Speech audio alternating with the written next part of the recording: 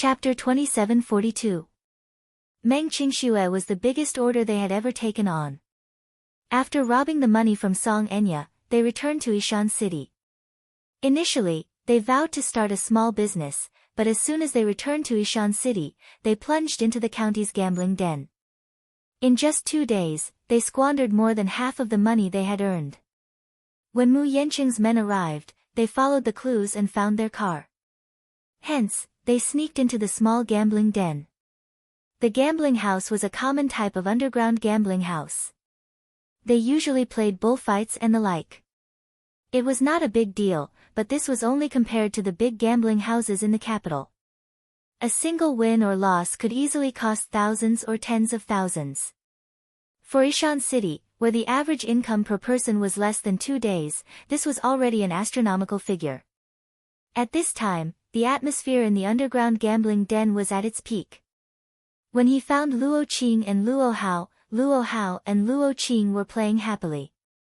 Luo Hao was casually chewing on a cigarette with a poker card in his hand. Amidst the smoke, his eyes were half closed.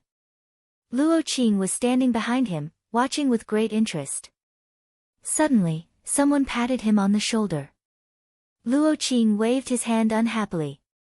"Don't bother me, I'm nervous." "Are you Luo Qing?" A man's incomparably cold voice suddenly came from behind. Luo Qing froze for a moment before turning his head in shock.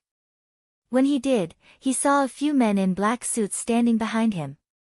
They were tall and sturdy, and their expressions were cold. The man in the lead had a pair of hawk-like eyes that stared fixedly at him as if they were knives. "You? Who are you?" Luo Qing swallowed hard and asked in a daze. "Don't care who we are. Are you Luo Qing?" Luo Qing suddenly realized something and his whole body began to tremble. He probably vaguely realized the identity of these people in front of him and staggered a step with a guilty conscience. Unexpectedly, he was also a quick-witted person. He knew that this group of people was coming for him and Luo Hao, so he quickly turned around and ran. "Chase after them." Luo Qing ran out of the door, quickly unlocked the car, and started it. Seeing that the men in black suits were about to catch up, he stepped on the accelerator and wanted to escape. Alas, who would have thought that he would fall into a trap? Did they not know who sent these people? Most of them were soldiers. After careful consideration, they had already guessed that these 2 people would be restless and want to escape. Hence, they had done something to the car in advance. The 4 front and rear tires were ruthlessly punctured. When they stepped on the accelerator, the car suddenly skidded, and the tires idled, and they almost flipped over. Luo Qing held on to the steering wheel, drenched in cold sweat. Knowing that he could not escape, but he did not dare to get out of the car. The man in the black suit stepped forward and grabbed the handle of the car door. He pulled it and it was locked from the inside. Luo Qing was secretly pleased with herself, but she did not expect the man to be so ruthless. She did not know where he got his strength from, but he pulled the locked car door open fiercely. "Get out of here. Behave yourself." Chapter 2743. Thinking that these men were sent by Song Enya, he immediately said, "I was wrong. I know I was wrong. I shouldn't have snatched that money. I'll definitely return Miss Song's money. 100,000 yuan, not a penny less. Please don't take me to jail. I beg you. What nonsense are you spouting?" The man kicked him fiercely, and Luo Qing immediately fell silent. Soon, Luo Hao was also dragged out of the gambling den. He had just won some money and was feeling smug. However, before he could count the money in his hand, a group of strong men appeared out of nowhere and dragged him out. Even when his hands were handcuffed, he still didn't know what was going on. It was only when he was taken out of the door and saw Luo Qing squatting on the ground that he understood what was going on. So that's what happened. He also thought that Song Enya had called the police to arrest them. He could not believe that this woman really dared to call the police. For a moment, he gritted his teeth in hatred. However, just as they thought that they would be taken to the police station for interrogation, a man in black walked up to them and questioned in a deep voice, where's the child? The child? Luo Qing and Luo Hao looked at each other in shock before saying, the child isn't with us. Who sent you here? Did Miss Song send you? What Miss Song? The man frowned unhappily and immediately took out a photo from a hidden pocket in his suit. It was a photo of Xiao Bao when he was 4 years old. Luo Qing stared at it for a long time before he realized who the child this man was talking about was. You're looking for this child? Luo Qing immediately said, this child isn't with us. Where's the child? The child, Luo Qing was in a dilemma. Luo Hao also said gloomily, the child really isn't with us. Wasn't he left in that warehouse? We took the money and left. We didn't care about the child. The man furrowed his eyebrows, clearly confused. Thus, he gave the others a look one after another. Let's bring these 2 people back first. Let Chairman Mu handle it. Yes. After a 12-hour drive, Luo Qing and Luo Hao were brought back to the capital overnight. In the ward. Luo Qing and Luo Hao were dragged into the ward. Chu Ho had not slept for 2 days and 2 nights. She was extremely sleepy, but because she was worried about Xiao Bao, she had not slept for 48 hours. She was so tired that her eyes were bloodshot. Chairman Mu, we've brought them. Luo Qing and Luo Hao were dragged into the ward. Their backs were violently kicked, and the 2 of them fell to the ground in an extremely sorry state. They struggled to stand up, but the black-clothed man behind them kicked them again. They could only kneel on the ground obediently with a mournful expression. Chairman Mu, these 2 men are called Luo Qing and Luo Hao. They are the people you're looking for. Mu Yanqing frowned and asked, where's the child? He stood up abruptly and staggered over to them. She sized them up before turning around and asking, Qingxue, were these 2 really the ones who took baby Chu away that day? Chapter 2744. Chu Ho turned around again, this time without any grace. She suddenly went forward, grabbed Luo Qing's collar with one hand, and asked fiercely, where did you hide Xiao Bao? Xiao Bao? Are you talking about that chubby little boy? Luo Qing asked in confusion. He did not remember the child's name. Don't you care? Where did you hide the child that you took away from here that day? Speak. Chu Ho's voice was laced with a thunderous aura. For 2 days and 2 nights, there was no news of Xiao Bao, and her patience had been exhausted. Luo Qing was scared half to death by her fierce expression. He trembled all over, and even his voice was trembling. That child wasn't hidden by us. We were just following orders. That child was brought to the capital by us. Then, we took the money and left. That child was in the warehouse, and we didn't take him with us. We don't know what happened to him after that. Due to his nervousness and great fear, his words were incoherent and unclear. Chu Ho lost her patience and gave him a hard punch. This punch was so powerful that it almost dislocated his jaw. Luo Qing was so scared that his face turned pale, but he did not dare to resist at all. He had never seen a woman with such a terrifying aura. That look in her eyes was as if she could not wait to skin them alive, as if she was a wild beast that wanted to devour humans. Meng Qingxue got out of bed and asked angrily, that day, you broke into our house, stuffed Xiao Bao into a car, and took him away. What exactly happened? Who ordered you to do this?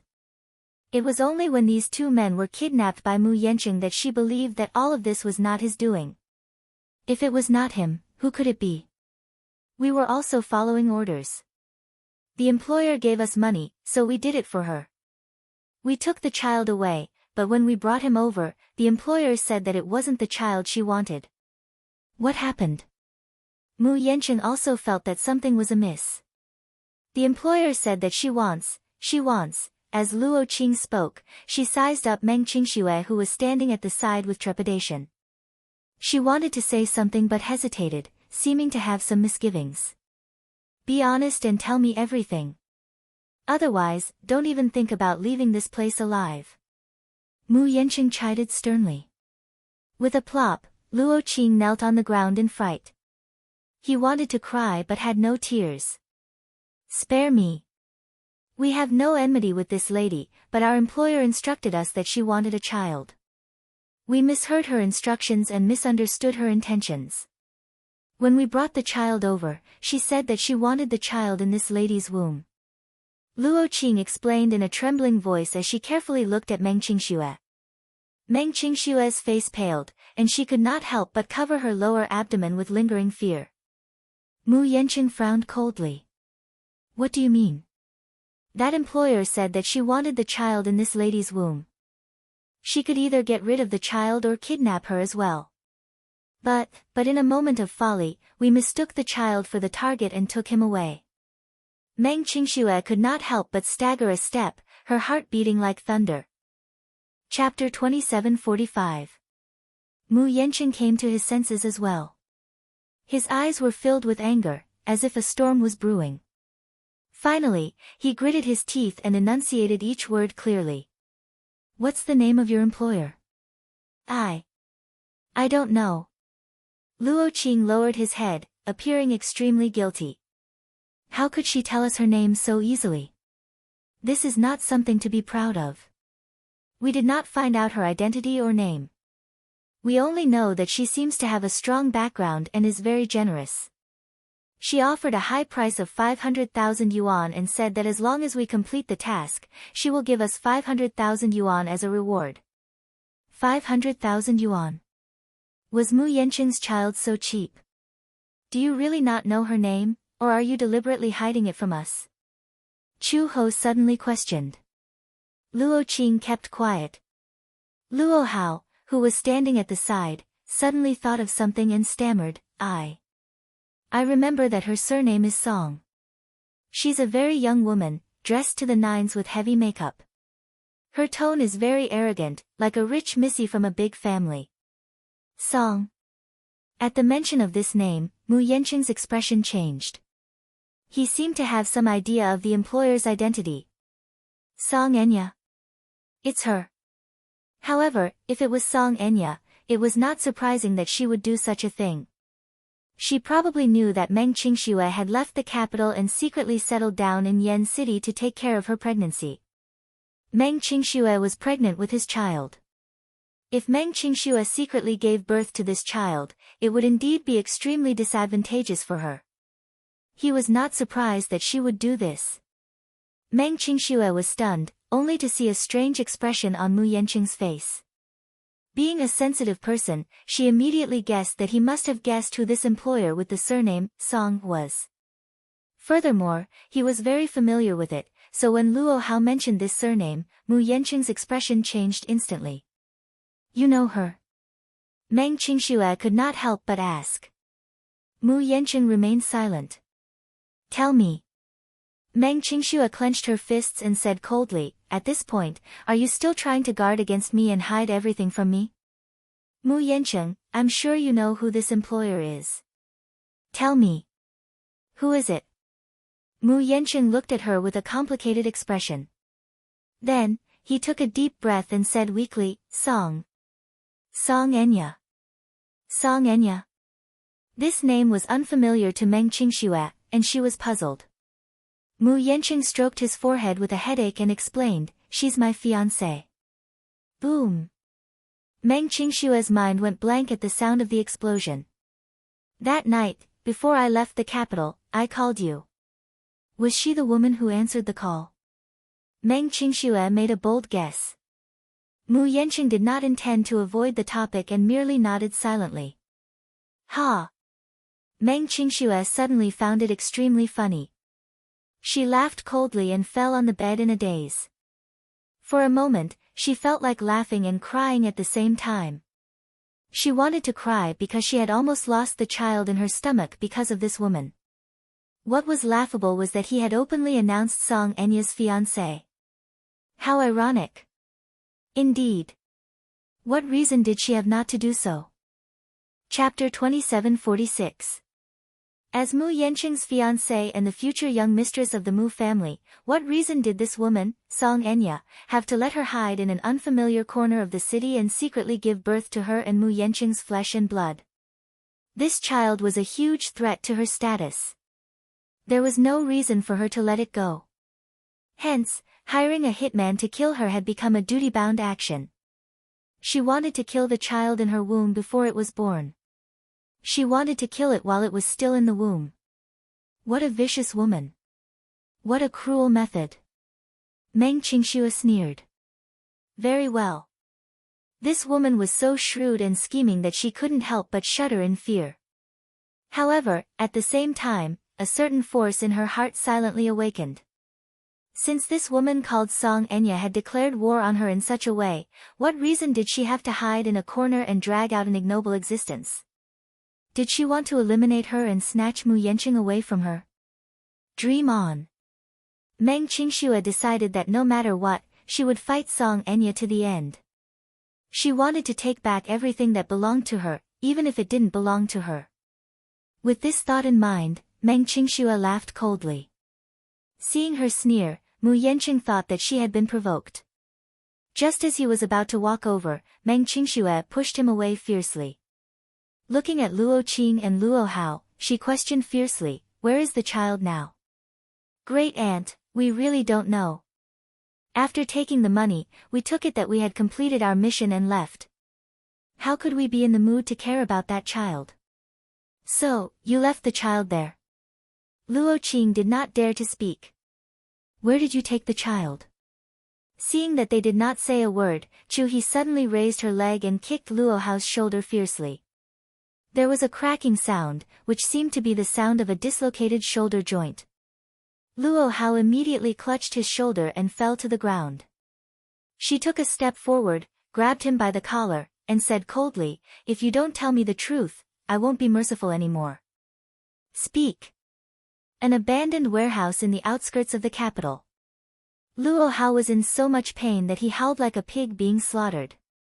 His lips trembled as he said, "The location of the transaction is a warehouse in the suburbs. That place used to be a famous industrial area. Later on, it was abandoned. As for the specific coordinates, I really remember them all too clearly. I only remember that there were many abandoned factories there. At that time, the child was left alone in the warehouse. After that, we left. Please spare my life, please spare my life." Motherf *****. Chu Ho cursed for the first time. He couldn't wait to tear these two men into pieces. "I seem to remember a place in the suburbs of Beijing. It used to be a large industrial area. Later, the government wanted to transform it into an ecological park. However, the land was too polluted, so the project was put on hold and it became a deserted place." Mu Yanqing recalled for a moment and had some ideas. Meng Qingxue held his wrist tightly and said anxiously, "Then we will return to the capital tomorrow. The most important thing now is to find Chu Xiaobao as soon as possible. Maybe he's still there." What about you?" he asked out of the blue. Chapter 2747. Meng Qingxue glanced at Chu Ho, then looked deeply at Mu Yanqing before nodding solemnly.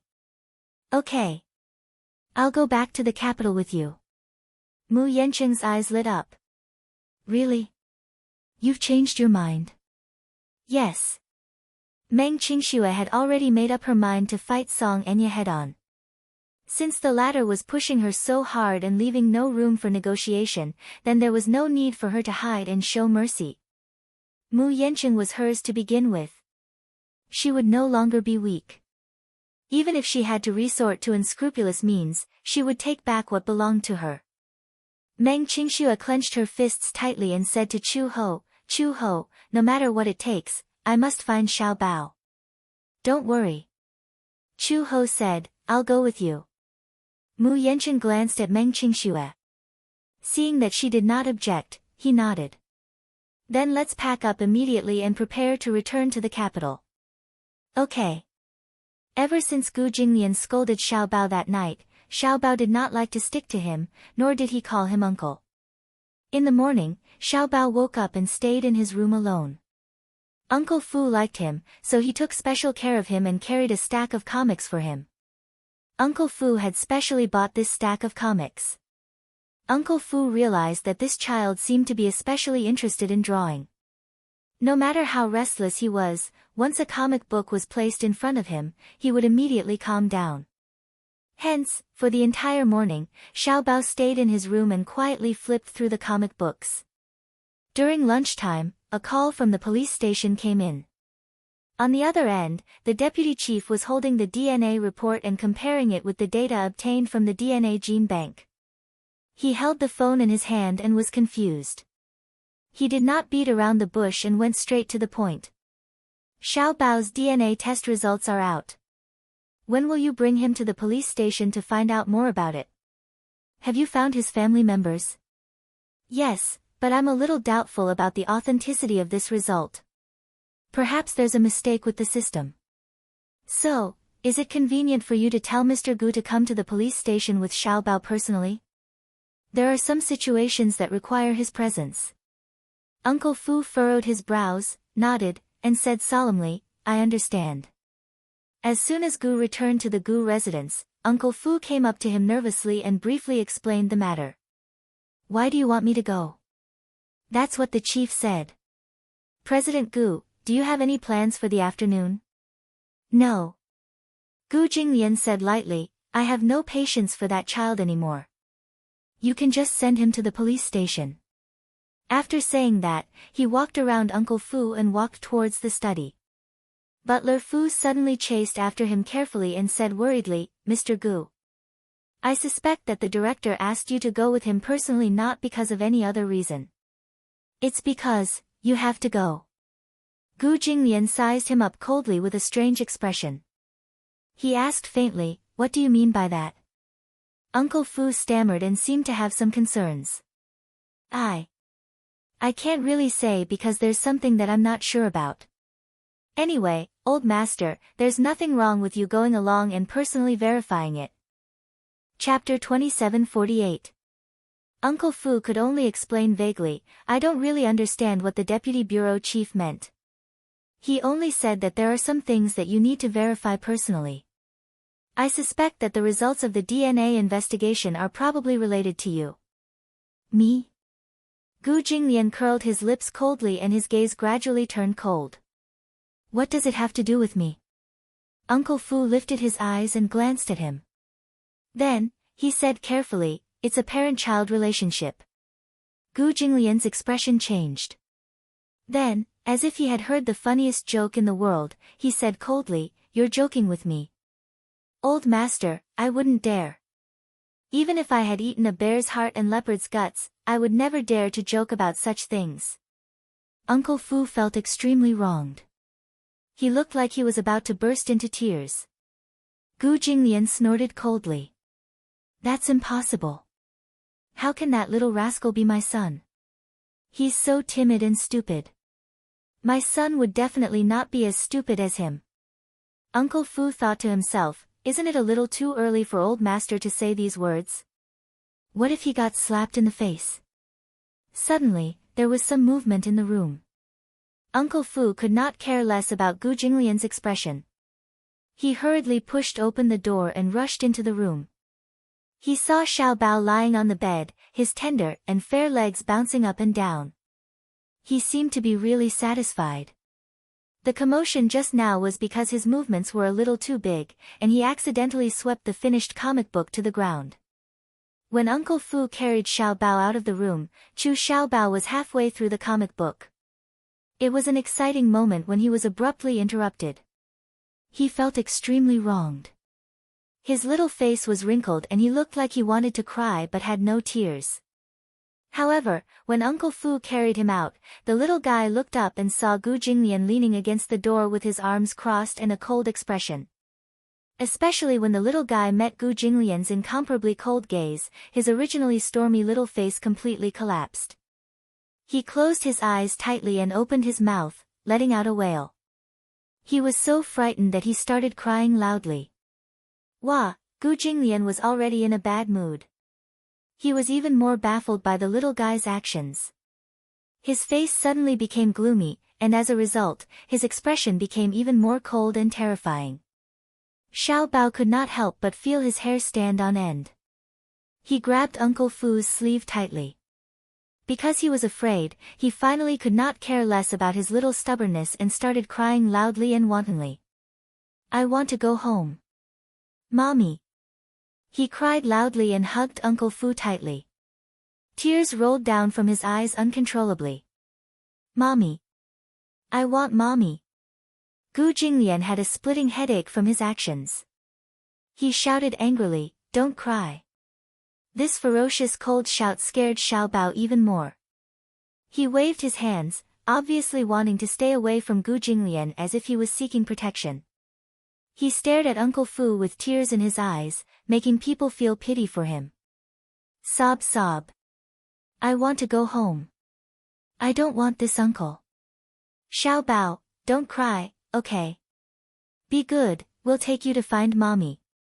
Uncle Fu immediately comforted him, "Uncle, carry me, okay? I don't want him, I don't want this uncle. This uncle is so fierce, he'll definitely eat me." Chapter 2749. "Even if uncle doesn't eat me up, he'll break my neck and feed me to the dogs." Boo-hoo.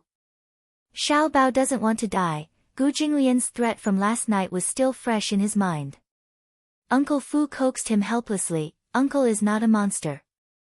Gu Jinglian was extremely helpless. He finally couldn't take it anymore and sent someone to drive the car over. Then he instructed Uncle Fu, "Hurry up and send this little guy to the police station." With that said, he went into the study in frustration and slammed the door shut. Uncle Fu couldn't help but shrug nervously at the loud noise. Uncle Fu had no choice but to send Xiao Bao to the police station alone. The car slowly drove into the police station. Uncle Fu carried Xiao Bao out of the car and walked into the police station. The bureau chief had been waiting for him for a long time. He was surprised to see that Gu Jinglian didn't come with him. "Where's Mr. Gu?" "Mr. Gu is very busy." "Deputy bureau chief, please tell me what you need." The deputy bureau chief frowned and sighed. "It's like this. We sent Xiao Bao's DNA to the gene bank for comparison. The results are a complete match with Mr. Gu's. That means, this child might be related to Mr. Gu by blood." "Might be. We can't rule out the possibility that there's something wrong with the system. So I wanted to invite Mr. Gu along to see if he's willing to cooperate and do a DNA test with Xiao Bao. This way, the results will be more accurate." Uncle Fu lowered his head and glanced at Xiao Bao, who was trembling in his arms. He frowned and suddenly hissed. He seemed to be worried. As if he had gone through a long mental struggle, he suddenly asked cautiously, "Mr. Gu isn't here. But for the DNA test, can we use his hair?" When he was cleaning the room this morning, he paid special attention to the bed pillow. It took him a lot of effort to find a very short strand of hair on Gu Jinglian's bed. Thus, he collected it. It was not because of any other reason. It was because Xiao Bao and Gu Jinglian looked too similar. In this world, there were no two leaves that were exactly the same, and there were no two people who looked so similar for no reason. They weren't related to each other, but not only were their facial features similar, the unintentional expression between their eyebrows was also 50% similar. He paid special attention to it. Coincidentally, the deputy director had called him in the morning to tell him the results. Uncle Fu felt even more strange in his heart. He increasingly suspected that Xiao Bao and Gu Jinglian were really related by blood. Could it be that he was Master's illegitimate child? Thus, Uncle Fu carefully took out a well-wrapped handkerchief from his pocket. He opened the handkerchief and carefully wrapped a strand of hair in the middle.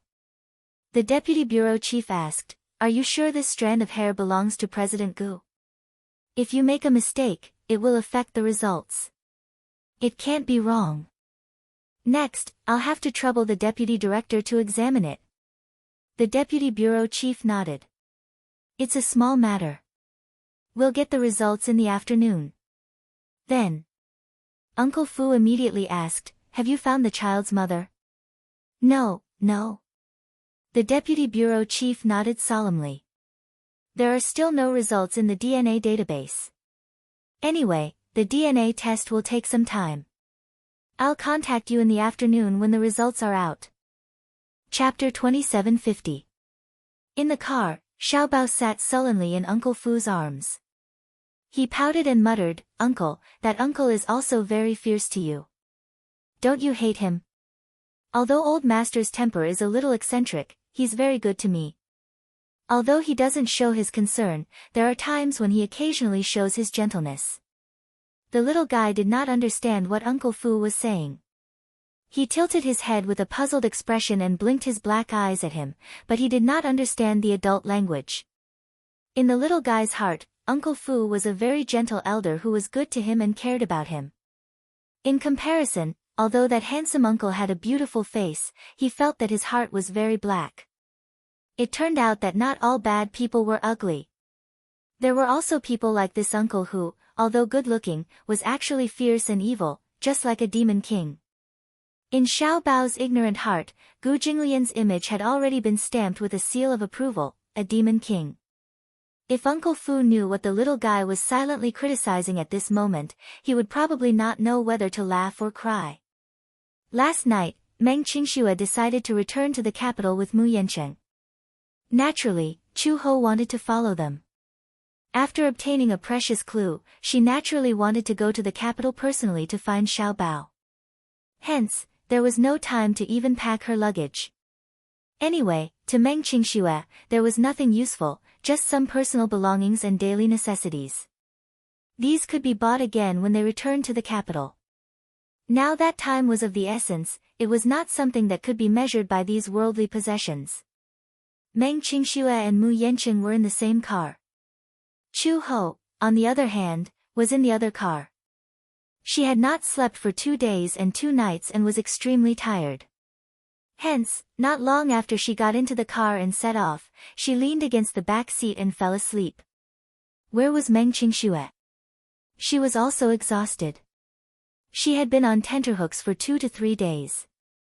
Although she closed her eyes to rest, she did not sleep well. After all, she had been trembling in fear and worried about Xiao Bao's whereabouts, so she could not sleep well. Hence, after getting into the car, she leaned on Mu Yancheng's shoulder and closed her eyes to rest. After a while, she fell into a deep sleep. Feeling the weight on his shoulders, Mu Yancheng tilted his head to look at her before lowering his gaze to her flat stomach. He did not know if it was because she was too skinny, but her lower abdomen still looked flat and did not show any signs of bulging. She was probably too thin. He remembered that when his sister was pregnant, her belly was already slightly swollen at 3 months. What about Qing Shui? There were no signs of pregnancy. And Qing Shui? He glanced at her and saw that she was sleeping peacefully. He lowered his eyes and unexpectedly reached out his large palm. His warm palm gently pressed against her lower abdomen. His movements were extremely gentle, as if he was afraid that if his movements were too big, it would disturb the little life that was still sleeping in her stomach. Even through the belly, he couldn't sense any signs of life. She was more than 3 months pregnant, so there shouldn't be any fetal movements, right? He often saw men who were excited to become expectant fathers and excitedly pressed their hands against their bellies to listen to the fetal movements. He felt that it was ridiculous. Chapter 2751. It should be laughable, right? However, the birth of a life could indeed change a man's mentality to a great extent. Initially, when he learned about the birth of the little life, he was at a loss and even a little suspicious. One had to know that he had always taken good contraceptive measures. He rarely let her take pills. It was not that he had never had sex with other women, but usually, after having sex, he would urge his women to take the morning after pill. After all, there were many women who wanted to carry his child. Naturally, he would not let any fish escape the net. However, when it came to Meng Qingxue, he was more proactive. Usually, he would take the initiative to take precautions. Sometimes, when he really could not help himself and was not prepared beforehand, he would let her make up for it afterward. However, it was also very rare. After all, he knew that it was not good for a woman's health to take such pills. However, when he found out that she had a child with him, he found it hard to accept at first. He was not ready to be a father yet. A man in his 20s was still very playful. Especially at this critical juncture where the Mu group was in a crisis, he felt even more repulsed. Gradually, however, it was only after Meng Qingxue left that he came to realize that he had developed so many feelings for her that he should not have. He actually had great expectations for the little life in her stomach. He actually did something that he used to think was the stupidest thing. For example, Mu Yanqing carefully held her head, bent down slightly, and gently pressed his ear to her lower abdomen. However, after listening for a while, he did not hear anything special. There shouldn't be any fetal movement in 3 months, right? Mu Yanqing furrowed his brows and muttered to himself. He raised his head and met Meng Qingshue's indifferent gaze. Why was she awake?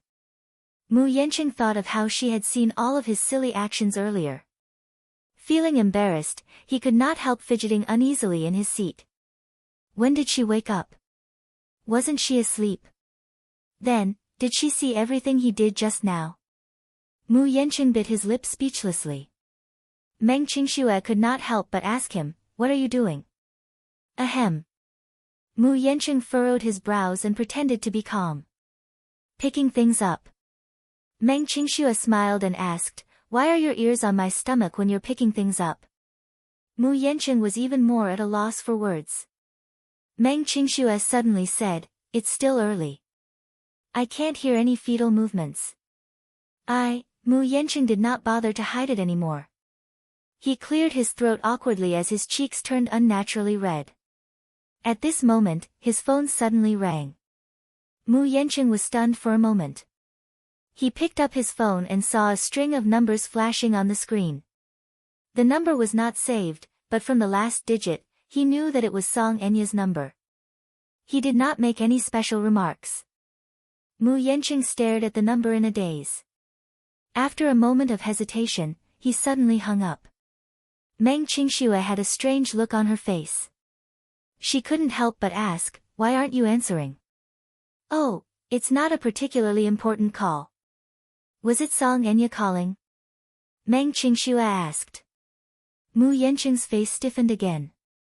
Before he could explain himself, his phone rang again. It was Song Enya, who was persistent in calling him. The urgent ringtone kept urging him to hurry up. Chapter 2752. Meng Qingxue said calmly, "It's okay.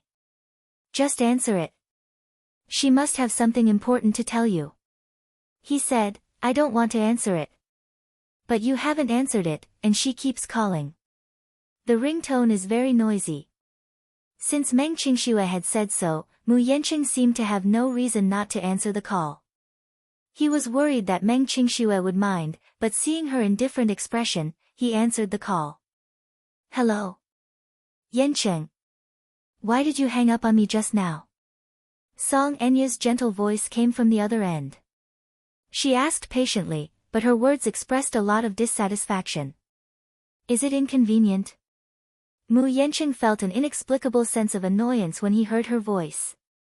The thought of this woman being so heartless to force Qingxue to such a state made him feel that it was unreasonable. However, he still hadn't sorted out the series of events, and he hadn't figured out how to deal with it. "What's the matter?" Song Enya was dissatisfied with his tone and sounded a little impatient. Hence, she became a little unhappy. "Must I only call you when something's up?" "It's nothing. There's nothing to talk about." Mu Yanqing's attitude was very cold. Compared to his previous aloof attitude toward her, it was much more indifferent. Hence, she said with some dissatisfaction, "Where have you been these 2 days? You didn't even answer my calls. You seem very busy." How could Song Enya not know where Mu Yanqing had gone? She knew that Mu Yanqing had personally led his men to Yen City, but she did not know that he was now on the way back to the capital with Meng Qingxue. "You don't have to ask so much about my whereabouts, do you?" Yanqing. Song Enya was slightly dissatisfied and, at the same time, aggrieved. "You're my fiancé and my future husband. No matter how unwilling you are, you can't deny this fact. As your fiancé, don't I have the right to ask about your whereabouts? Her voice fell into Meng Qingshue's ears through the receiver. She couldn't help but frown as her eyes gradually turned cold. When she found out that the two men were acting under her orders and that she was the culprit behind her unborn child's death, her hatred for the Missy had reached its peak. Maternal instincts dictated this. Any mother would not tolerate any sand in their eyes. They would never allow anyone to harm their own flesh and blood. Even though she did not know who Song Enya was, she was already at loggerheads with her after what had happened. At the thought of this, the corners of her lips curled up coldly. She reached out and hugged Mu Yancheng's arm. Frowning slightly, she pretended to be uncomfortable and groaned softly. On the other end of the line, Song Enya, who was holding the phone and listening to the silence for a long time, suddenly heard a woman's faint moan. It hurts. Meng Qingxue gently covered her lower abdomen with a pained expression. Yancheng, Song Enya was sure that she heard a woman's voice from the receiver. For a moment, she became nervous and immediately suspected Meng Qingxue. He's with that B*TCH. Meng Qingxue. Who else could it be if not this woman? Chapter 2753. Don't tell me that he's bringing Meng Qingxue back to the capital to nurse her pregnancy. At the thought of this possibility, an inexplicable fire ignited in her heart as she felt a great sense of crisis. Mu Yancheng. Did you hear what I said? At this moment, Mu Yancheng was a little alarmed by Meng Qingshue's weak moans of pain. However, Song Enya's stern voice on the other end of the phone made him lose his patience, and he could not help but sound a little anxious. What? Mu Yancheng, who's that woman beside you? Song Enya asked aggressively. Are you questioning me? Mu Yancheng retorted expressionlessly. It's none of your business who I'm with, right? Mind your own business and don't worry about me. With that, he looked at her worriedly. Seeing her pale face, his eyes suddenly became a little flustered. What's the matter? It hurts. Meng Qingshue's voice was more like an invisible provocation. Although it was very weak, it was still brazenly provoking Song Enya's brain. There was no need to think about who had made that sound. She could even tell that Meng Qingxue was deliberately diverting Mu Yancheng's attention while blatantly provoking her through the phone. This Meng Qingxue must know who called Mu Yancheng, so she's provoking me so arrogantly. D*MN it. Mu Yancheng. Song Enya was so angry that the veins on her forehead were throbbing. I'm busy now. Mu Yancheng said coldly and hung up the phone. Song Enya held the phone in a daze. When she heard the busy tone from the other end, the corners of her eyes twitched violently. She was so angry that she actually smashed the phone on the ground. B*TCH. She cursed angrily. As if not venting her anger, she picked up the phone and smashed it again, as if the phone was Meng Qingxue. Is this Meng Qingxue planning to officially declare war on me? Was she trying to declare her sovereignty over her by doing this? At the thought of this, Song Enya could not suppress her anger. Her face was ashen as she clenched her fists. Suddenly, her lips curled into a bloodthirsty sneer. Fine. Meng Qingxue. Since you've declared war on me, then I'll naturally accompany you to the end. Mu Yancheng's attention was focused on Meng Qingxue after he hung up the phone. Thinking that she was in pain again, he carefully placed his large palm on her lower abdomen and anxiously said, Hold on for a while more. We'll be in the capital soon. Once we're in the capital, I'll transfer my lower abdomen earlier, but it's better now. Meng Qingxue smiled weakly. She felt a little satisfied when he hung up on Song Enya without any hesitation. Between her and I and Song's between the two, Song and Qingxue's, this man's is that. This knowledge made her somewhat elated. At the very least, he cares about me. Alright, don't worry and don't be so nervous. Didn't the doctor say that I'm fine? Meng Qingxue consoled him, feeling amused. He reminded her worriedly, if you feel unwell, tell me immediately. Don't hide anything from me. Chapter 2754. Uncle Fu brought Xiaobao Chu around the Wanbao building. The Wanbao building had a very famous children's entertainment place called Lizhi Children's King. There were many game machines that were suitable for Xiaobao to play. Chu Xiaobao had never seen such a bustling building before, let alone such a bustling place. Lizhi Children's King sold products for infants aged 0 to 13, including clothes, milk powder, calcium tablets, and toys. Chu Xiaobao, who was originally in a very low mood, was immediately attracted by the many toys displayed in Lizhi Children's King when he stepped into the shop. For a moment, he was like a little mouse that had fallen into a rice jar, and all his unhappiness was thrown to the back of his mind. "Uncle, look, look!" Chu Xiaobao ran in front of a whack-a-mole game machine, and his eyes lit up.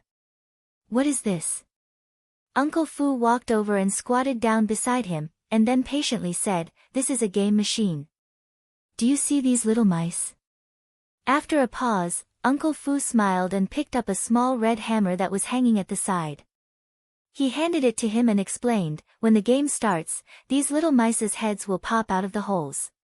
At this time, you have to use the small hammer in your hand to hit the little mouse's head hard. This way, you can get 1 point." Wow! Xiaobao's eyes seemed to have countless little stars surging. It seemed very fun. Chu Xiaobao's eyes were filled with anticipation. Then does this game require money to play? Although the little guy was still young, he already had the concept of money. He already knew that when he was outside, there were many things that required money. However, his mother had told him before that he could not simply spend other people's money. Therefore, he did not mention that he wanted to play. Instead, he looked at the flashing red light of the game machine with a yearning look on his face. Uncle Fu could tell what he was thinking.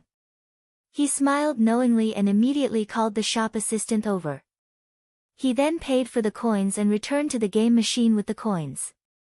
He saw that Xiaobao was still holding the small hammer and staring at this extremely novel toy, so he deliberately teased him. "Xiaobao, do you want to play?" Xiaobao nodded heavily without any defense, but suddenly thought of something and said carefully, "This game costs money." "Forget it. I'm just looking, not playing." "Here." Uncle Fu opened his palm. Xiaobao looked over and saw a few coins lying quietly in his palm. He was surprised. "What are these?" "Coins. As long as you put in the coins, you can play." Once he heard that he could play the game, Xiaobao could not help but be excited. His face was flushed with excitement and yearning. He asked tentatively, "Can I really play?" Of course." Uncle Fu smiled knowingly and then put a coin into the terminal. After a while, the screen showed, "Start." He gently urged, "Xiaobao, the game has started." "Ah!" Xiaobao immediately raised the small hammer in his hand and smashed it heavily on the little mouse's head that popped out of the hole. Squeak squeak. The little mouse let out a scream and retreated back into the hole. So fun. So fun. Chapter 2755. It was Xiaobao's first time playing, so his reflexes were not particularly nimble. Although he used a lot of strength, he was sometimes too nervous and could not perform well. Several times, he missed his target. Uncle Fu also became nervous and kept pointing out the mountains and rivers. "Quickly hit that side. Over there, over there. Here." Baby Chu panted as he hammered away at the wall with his small hammer. Uncle Fu watched from the side and couldn't help but sigh silently in his heart. Thinking about the old master when he was young, he still remembered that when Jinglian was 6 years old, they went to the commercial street to play. At that time, there was a huge pirate ship in the middle of the commercial street. At that time, Gu Jinglian was young. At the age of 6, he was really at his most playful age. He clamored to play.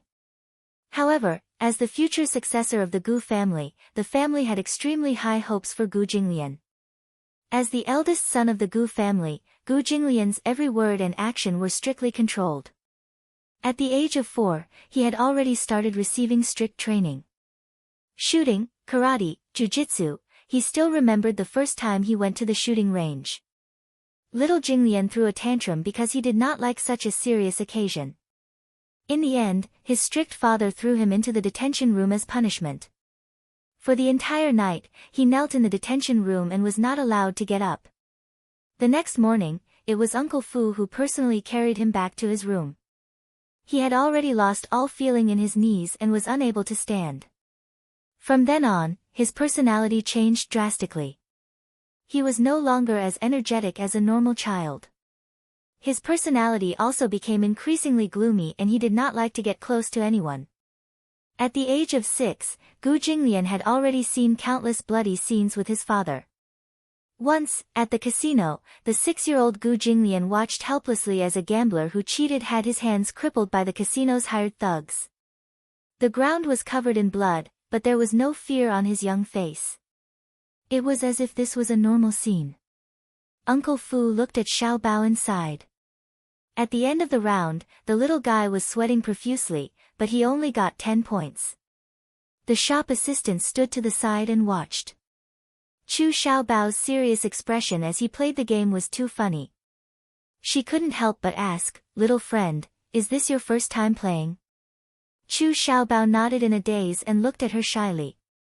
The shop assistant explained, "If you can clear the game and break the record, you have a chance to win a heavyweight prize." Chu Xiaobao's eyes seemed to be filled with countless little stars as he asked excitedly, "What's the prize?" The shop assistant pointed at the rules of the game and briefly introduced them. The final record was 100 points. Uncle Fu looked at it carefully. If he could break the record, he would be able to get the latest AI robot developed by Lizhi Holdings. It was a global limited edition. However, there was a prerequisite. Parents could not give any help in this game.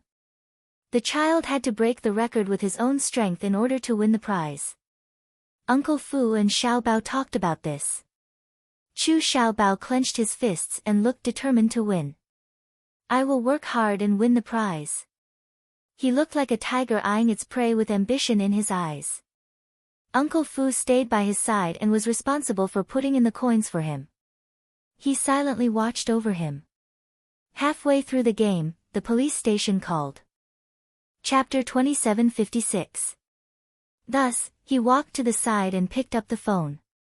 On the other end of the line, the deputy bureau chief sounded worried and conflicted. "The diagnosis report is out. It's basically confirmed." When Fu Bo heard this, he frowned slightly. "Are you sure?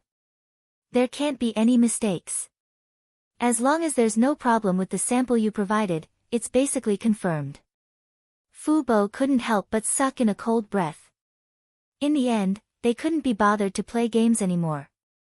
Uncle Fu carried Chu Xiaobao back to the Gu family in a hurry and immediately asked about Gu Jinglian's whereabouts.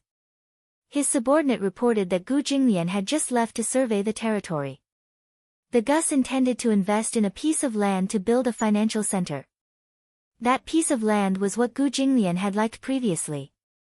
He had bought it through an auction. The area wasn't particularly prosperous, but the rail transportation was very convenient.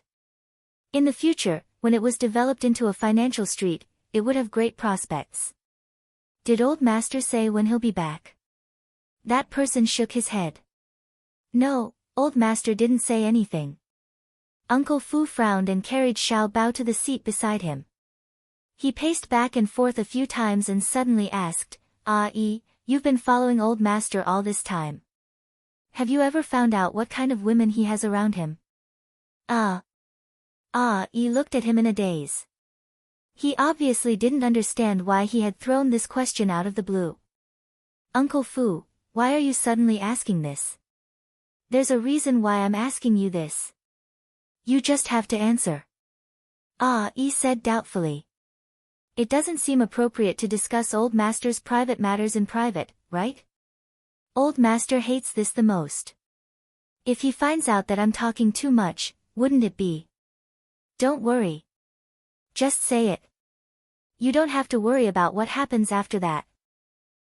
Yi rubbed his chin and recalled. Then, he sighed helplessly. "Old Master has a lot of women around him. Ah, Yi said. Uncle Fu didn't give up and asked, how many are close to him? Not many. Ah, Yi shrugged and said calmly, Master has many women around him, but he doesn't have a close relationship with any of them. Most of it happened in one night. Uncle Fu, you know it too. Master didn't care about women at all. Even if he had a lot of women, it was just a biological need. He's a man after all. Moreover, you also know that old master doesn't believe in marriage. He said that he won't marry. Therefore, his marriage has always been a sore point for the entire family. Aren't there any special exceptions? Ah, Yi shook his head. No. Fu Bo sighed. He felt that he couldn't make sense of the situation. Ah, Yi glanced at his expression, but tactfully did not ask further. An hour later, Gu Jinglian actually came back. He went to investigate the scene and saw that there were no major problems, so he went back home. As soon as he returned to the Gu family, the first question he asked was, did you send that brat back? However, his subordinate reported that Uncle Fu had just brought that little fellow back to the Gu family. Call that old man over. Gu Jinglian felt a wave of annoyance in his heart. He casually pulled at his collar and went upstairs. Uncle Fu hurried to the study. Gu Jinglian went straight to the point and questioned him, why did you bring that brat back again? Chapter 2757.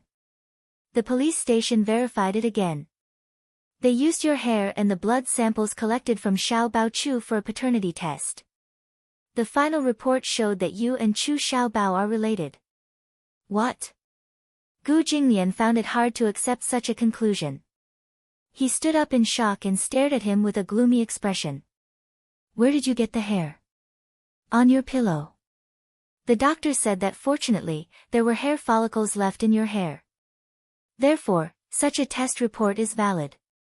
Gu Jinglian's expression froze for a moment. He frowned slightly. Don't joke about such things. Old master, how could I joke about such things? Uncle Fu said with an aggrieved expression. The truth is right in front of us. From the first time I saw this child, I had some suspicions. Old master, didn't you notice? This child looks a lot like you. Of course, we can't rule out the possibility of some kind of coincidence. However, this child's facial features are not only similar to yours. Even the expression he sometimes shows is extremely similar to yours. What confirmed my suspicions was the news from the police station that day. They collected Xiao Bao Chu's DNA and compared it with the national gene pool. In the end, the only match that matched him was you. What? Gu Jinglian felt that this was simply a fantasy. There were countless jaw-dropping coincidences in the world. But it was hard to imagine that such a coincidence would fall on his head. So, Xiao Bao Chu was his child. How could it be? No matter what kind of relationship he had with the women, he would always take strict precautions. He did not like children. In fact, it could even be said that he was sick of them. He would never let any woman have the chance to bear his child.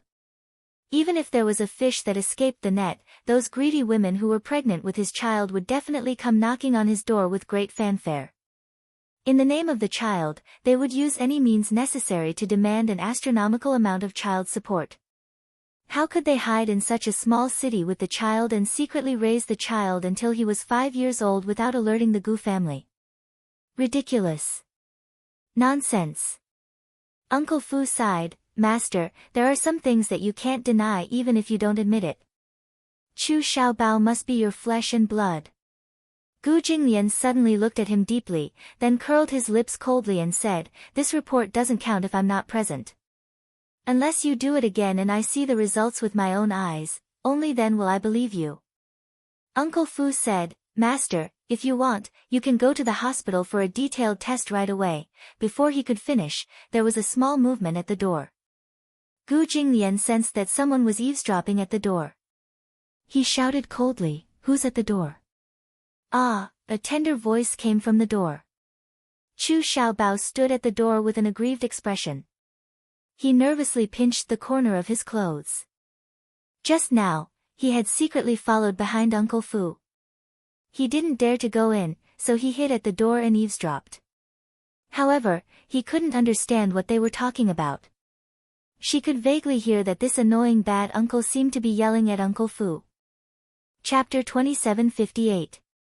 Gu Jinglian saw his guilty look and frowned. Why are you hiding at the door? Chu Xiaobao stammered for a while and suddenly said, don't blame uncle. I'll definitely return the money he used to buy clothes for me when I grow up and earn money. What did he mean? Gu Jinglian was baffled by her words. Uncle Fu's heart warmed. So this little guy was worried that he would be scolded by old master for spending money on him, so he secretly followed him. Although there was some misunderstanding, this child's kindness still warmed his heart. Gu Jinglian was a little impatient, but for some reason, he couldn't help but take a few more glances at this little guy. He saw him standing there with a wronged and indignant expression, pinching the corner of his shirt and looking at him uneasily. Suddenly, he sat back at the table and waved at him. Come here. What? Come here. Xiao Bao was a little shocked. This bad uncle was calling him. But he looked so fierce. Was he going to scold him? With such a fearful heart, Xiao Bao didn't dare to move forward for a while. Uncle Fu saw that he seemed to be very afraid of Gu Jinglian and smiled helplessly. Then he said, Xiao Bao, uncle is calling you over. But, don't be afraid. I'm here, aren't I? Uncle Fu encouraged him. Xiao Bao bit his lip. Then he mustered up his courage and slowly walked over to Gu Jinglian. He stood still and lowered his head guiltily, not even daring to look at him. Gu Jinglian scrutinized him carefully, from his eyebrows to his small nose and exquisite facial features. He looked at every detail carefully. He couldn't help but reach out his hand. However, before he could touch him, his sudden movement startled the little guy. Xiao Bao saw him suddenly reach out his hand from the corner of his eye and thought that this bad uncle was going to hit him. He was so frightened that he immediately hugged his head and squatted on the ground, crying out loud. Don't hit me. Gu Jinglian's lips instantly twitched. Who wanted to hit him? Why did this little guy become so timid? In the beginning, he had been wandering alone in the wilderness for so long, but he had never seen him cry. He had even been so bold as to climb into his car. Why had he become so timid now? He had only reached out his hand, and he had already been scared to this extent. Uncle Fu wanted to laugh, but his heart ached at the same time. It was probably because of Gu Jinglian's harsh words that night that the little guy was scared out of his wits. Hence, when he stood in front of Gu Jinglian, he could not help but feel paranoid and jittery. Xiao Bao, be good. Uncle isn't going to hit you. Xiao Bao raised his head. There were still a few drops of tears on his face. Seeing that Gu Jinglian was staring at him coldly, as if he really didn't want to hit him and didn't look as fierce as he remembered, Xiao Bao stood up, trembling all over, but his shoulders were still trembling. Uncle, you said not to hit me. The little guy said sobbingly. Gu Jinglian took a deep breath to calm his emotions. He deliberately eased his tone and said lightly, come here. Let uncle take a good look at you. Woo, Xiao Bao was a little unwilling. Uncle Fu saw this and gently pushed him from behind. Only then did Chu Xiao Bao pout and walk in front of Gu Jinglian. He raised his head but didn't dare to look into his eyes. Chapter 2759. Gu Jinglian looked at him up close and reached out his hand. His slender fingers slowly caressed every inch of his facial features. His fingertips gently rubbed his brows and eyes, and he couldn't help but stare blankly. He hadn't looked at him seriously before, but now that he was looking at him up close, he suddenly realized that it was no wonder that Uncle Fu was suspicious. This child did look like him when he was young. But, his child? Was it possible? Then, who was his mother? Uncle. Why do you keep staring at me? Chu Xiaobao tilted his head and asked, puzzled. Gu Jinglian was silent. Behind him, Uncle Fu smiled and said, Xiaobao, haven't you always said that you want to find your father? Chu Xiaobao turned around and exchanged glances with Uncle Fu. He nodded vigorously. Yeah. Xiaobao didn't have a father since he was young. Mommy doesn't know where daddy is either, but mommy said that Xiaobao has a father. It's just that they were temporarily separated for some reason. Xiaobao has always wanted to find his father. Uncle Fu asked deliberately, if you really find your father, are you willing to acknowledge him? Yes, yes.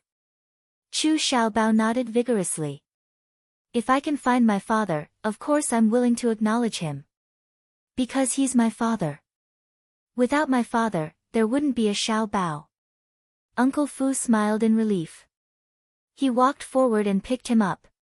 Then he gestured, Xiaobao, Uncle will tell you a secret, okay? Okay. Xiaobao went forward. Uncle Fu leaned close to his ear and whispered, your father is right in front of you. What do you mean? Xiaobao couldn't wrap his head around it for a while. Uncle Fu gestured with his eyes. This uncle is your father. The afternoon sun was glaring and vicious. Even though it was only April, the weather was gradually turning hot. There seemed to be no transition between winter and summer as it quietly arrived without warning. Mu Yancheng and his entourage arrived in the capital. According to the clues and coordinates provided by Luo Qing, they quickly found the exact location.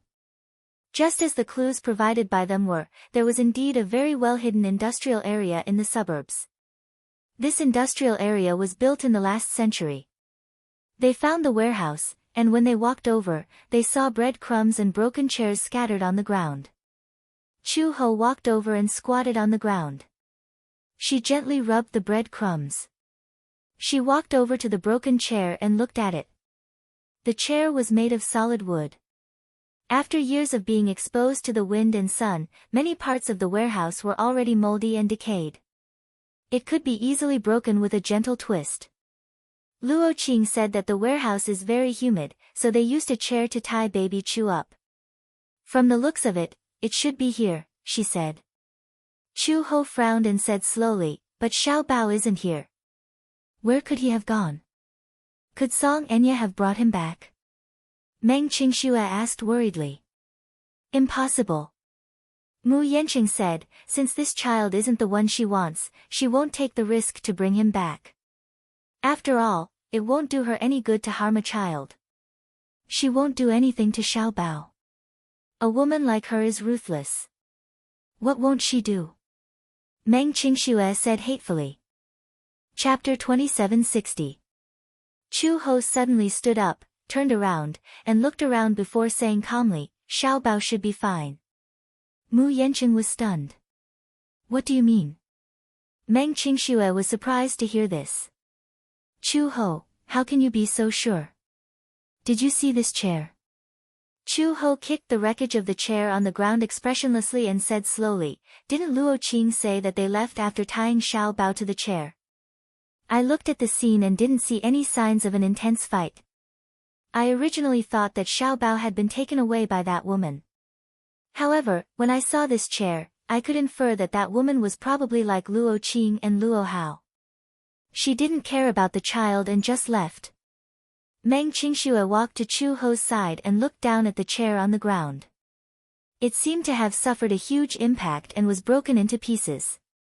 She was a little puzzled. What happened to this chair? Do you see it? The chair is broken and broken into pieces, but do you see here? There are traces of handcuffs here. Judging from these traces, the little guy was probably tied to the chair and wanted to escape, so he dragged the chair to the wall.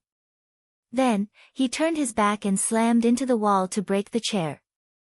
This chair looks very sturdy, but after being exposed to the wind and sun for so many years, coupled with being soaked in water, it has long rotted and broken.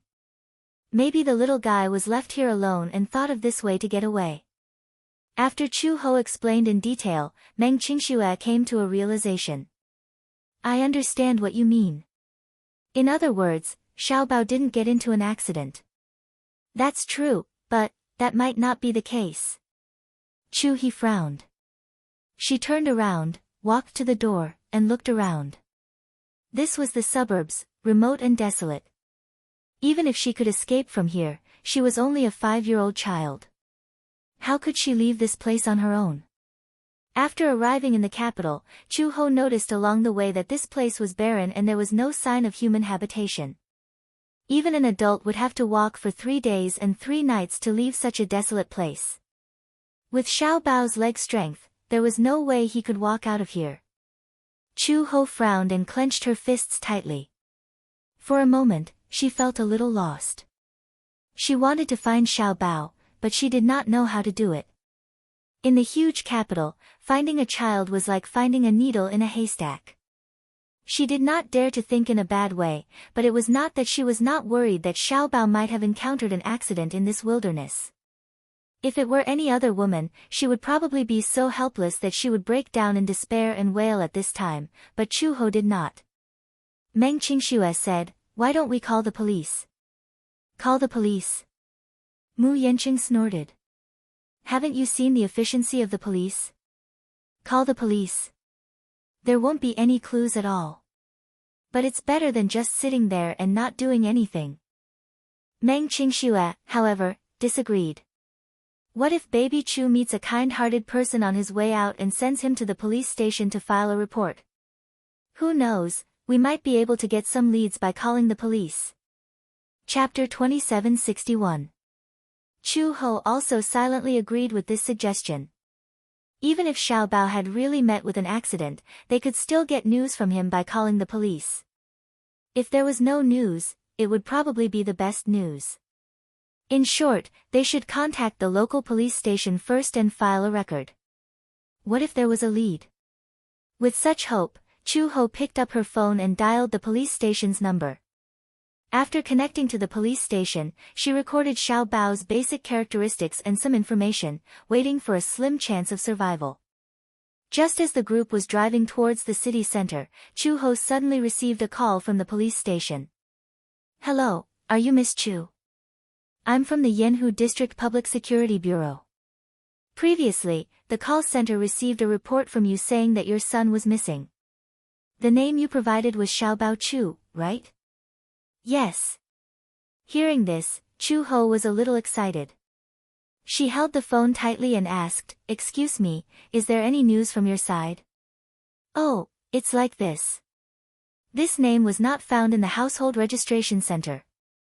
However, I checked online. Previously, the Shenzhen Public Security Bureau also received a report that a child was missing and entrusted to the Public Security Bureau to find his family. However, 10 minutes ago, the family called to close the case. Apparently, the child has already found his family." "What?" Chu-ho's expression froze for a moment. Her eyebrows were tightly knitted together. "Officer, are you sure?" "Yes, I'm sure." "How could it be?" Chu-ho was a little unsteady on her feet. For a moment, many doubts arose in her mind. She clenched her teeth tightly and said with difficulty, "Could it be a false claim?" She had seen on the news that some criminals would pretend to be the child's family and claim the child. Previously, there was such a blunder in Sea City. Due to the negligence of a few police officers at the Public Security Bureau, the child was falsely claimed by an unrelated stranger and was then abducted and sold to a remote mountain area. Fortunately, it was discovered in time, and through the police station's surveillance cameras, they had a detailed picture of the child's facial features. The police officer immediately said, "That's impossible." The information on the case said that the child and his family had undergone a DNA test and confirmed that they were related. That's why the case was closed. Chu-ho's face suddenly turned ugly. "However, we can't rule out the possibility that it's a coincidence of names. After all, other than providing names and general information, you didn't provide any other strong clues. Is it convenient for you to come to the police station now? Collect DNA information and then do a detailed investigation. Perhaps it was just a coincidence. However, please rest assured that the DNA information of the child is basically consistent with his father's. If the blood relationship is not confirmed, we can't just close the case casually." Chu-ho hung up the phone with a complicated look on his face. For a moment, it was as if there were countless inexplicable threads crazily rushing to the center of his eyebrows, giving him a splitting headache. She rubbed the space between her eyebrows, but her forehead had unknowingly started to sweat. Meng Qingxue saw that she looked terrible and couldn't help but walk up to her worriedly. She asked anxiously, "Chu Ho, is there any news from Xiaobao?" Chapter 2762. The police said that there was indeed a child named Chu Xiaobao, who got lost and was sent to the Public Security Bureau. However, after an investigation, his family members claimed him and the case was closed. Family members? Meng Qingxue was shocked. How is that possible? I think it's very strange too. This is simply a fantasy. Chu Ho said. Mu Yanqing said from the side, "It's useless to say so much now. Calm down. We might as well go to the police station to take a look. It's better than being flustered here." For the first time, Chu Ho did not refute and only nodded. The car drove toward the Yanhu District Public Security Bureau. The Yanhu District Public Security Bureau was not far from the highway intersection. The intersection of the highway intersection and the provincial road was the only road that led to the suburbs, which was the abandoned industrial area. Yanhu District was in charge of the jurisdiction of this area. Therefore, after 20 minutes, Chu Ho arrived at the police station. Mu Yanqing was in charge of parking the car while Meng Qingxue followed closely behind Chu Ho into the police station. The police officer in charge of the case received them. The police officer had already printed out the documents for the record and explained it concisely. That child is 120 centimeters tall and looks very delicate. He's about 5 years old. As the household registration center couldn't find his file, he probably wasn't registered on the household register. Just 3 days ago, a middle-aged man brought him to the police station to report a case. He said that the child was lost and asked the police to find his family members. However, after searching hard, they couldn't find any information about the child. After that, the child's DNA was collected and sent to the DNA database for comparison. 3 days ago. Chu Ho frowned. The timing was basically the same. But where was Xiaobao before the case was reported? Where was the child found? Chu Ho asked. The police officer shook his head and said, "He didn't say." The person who reported the case only said that he accidentally picked him up on the road. At that time, it was very late and the child was alone on the road in the suburbs. He seemed to have gotten lost from his family. Then, didn't you say that you collected the child's DNA and sent it to the database for comparison? Chu Ho paused and asked nervously, "Did you get any results?"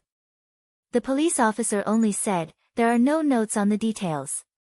They only said that the child's father had been found and brought the child home. The case has been closed. That's my child. Chu Ho said confidently, "If it's really as described in this case, then all the characteristics are consistent, and the time of disappearance is also consistent, then that child is my son. His name was Xiaobao Chu. Officer, can you help me find my child? It's naturally impossible to rely on your one-sided statement. Is it convenient for you to do a DNA test? If the information matches, we'll take you to the child." Chu Ho gritted his teeth and took a deep breath. He forced himself to calm down and asked, "Then, the premise is that if something goes wrong and the man is not related to the child, can the child's safety be guaranteed?" "The child's safety will definitely be guaranteed. Don't worry about that." "Okay." Chu Ho nodded. "Then I'll try my best to cooperate with you. Don't worry. As long as you cooperate with us to collect the DNA information, we'll give you a reply immediately." Chapter 2763. On the other side, Xiaobao, who also felt that this world was extremely mysterious, stood in front of Gu Jinglian in a daze. His eyes were dull and his face was full of doubt. He looked at Gu Jinglian, then carefully looked at Uncle Fu. It took him a long time to digest Uncle Fu's words. He looked at Gu Jinglian again, his eyes full of doubt and fear. He couldn't help but walk in front of Uncle Fu and grumble, "Uncle, this joke isn't funny at all. How can this bad uncle be my father?" Uncle Fu didn't know whether to laugh or cry. He squatted down, held his shoulder, and said very seriously, Xiao Bao, uncle isn't joking with you. This is your father. He doesn't look like my father at all. Feeling aggrieved, baby Chu pinched the corner of his shirt tightly, clearly unwilling to do so. No matter how he looked at it, this uncle was bad. He was like a demon king, black-bellied and terrifying. Just one look was enough to make one's hair stand on end and shudder. In his imagination, his father was an extremely imposing figure. He was tall, gentle, handsome, and made people feel very safe. However, this uncle seemed to have a handsome and tall image. He was satisfied, but this gentleness, his temper was obviously very bad. Moreover, he was fierce and glared at him viciously. He was not gentlemanly at all. Naturally, he couldn't accept this fact. Similarly, Gu Jinglian felt extremely awkward. A little child had appeared out of nowhere. All kinds of evidence proved that this 5-year-old kid in front of him was his flesh and blood. For a moment, he was a little confused and gloomy. He didn't have the awareness of a father at all. When it came to children, other than annoyance and disgust, he didn't have any patience. Therefore, even though the entire Gu family had great enthusiasm and hope for his lifelong happiness, to him, he didn't believe in marriage. It was just that he didn't want children. However, this little kid fell from the sky and was pushed in front of him by Uncle Fu to call him father. He panicked and was at a loss for some reason. He was already feeling conflicted. Looking at Xiao Bao, he was also looking at him awkwardly. He was also very unwilling to acknowledge this father of his. The father and son stood face to face. The awkwardness between them was exactly the same. Gu Jinglian snorted, still in disbelief. He suddenly said, "How can my son be so stupid?" Xiao Bao Chu heard him. Not only did he hear it, but he also understood it. He was so angry that his little face twisted. He glared at him fiercely and put his hands on his hips in defiance. Then, he pouted and glared at him. He said arrogantly, "My father can't be so fierce. I won't admit that you're my father." His face was full of disdain. The repulsion in his eyes was even more obvious. Gu Jinglian was furious and glared at him.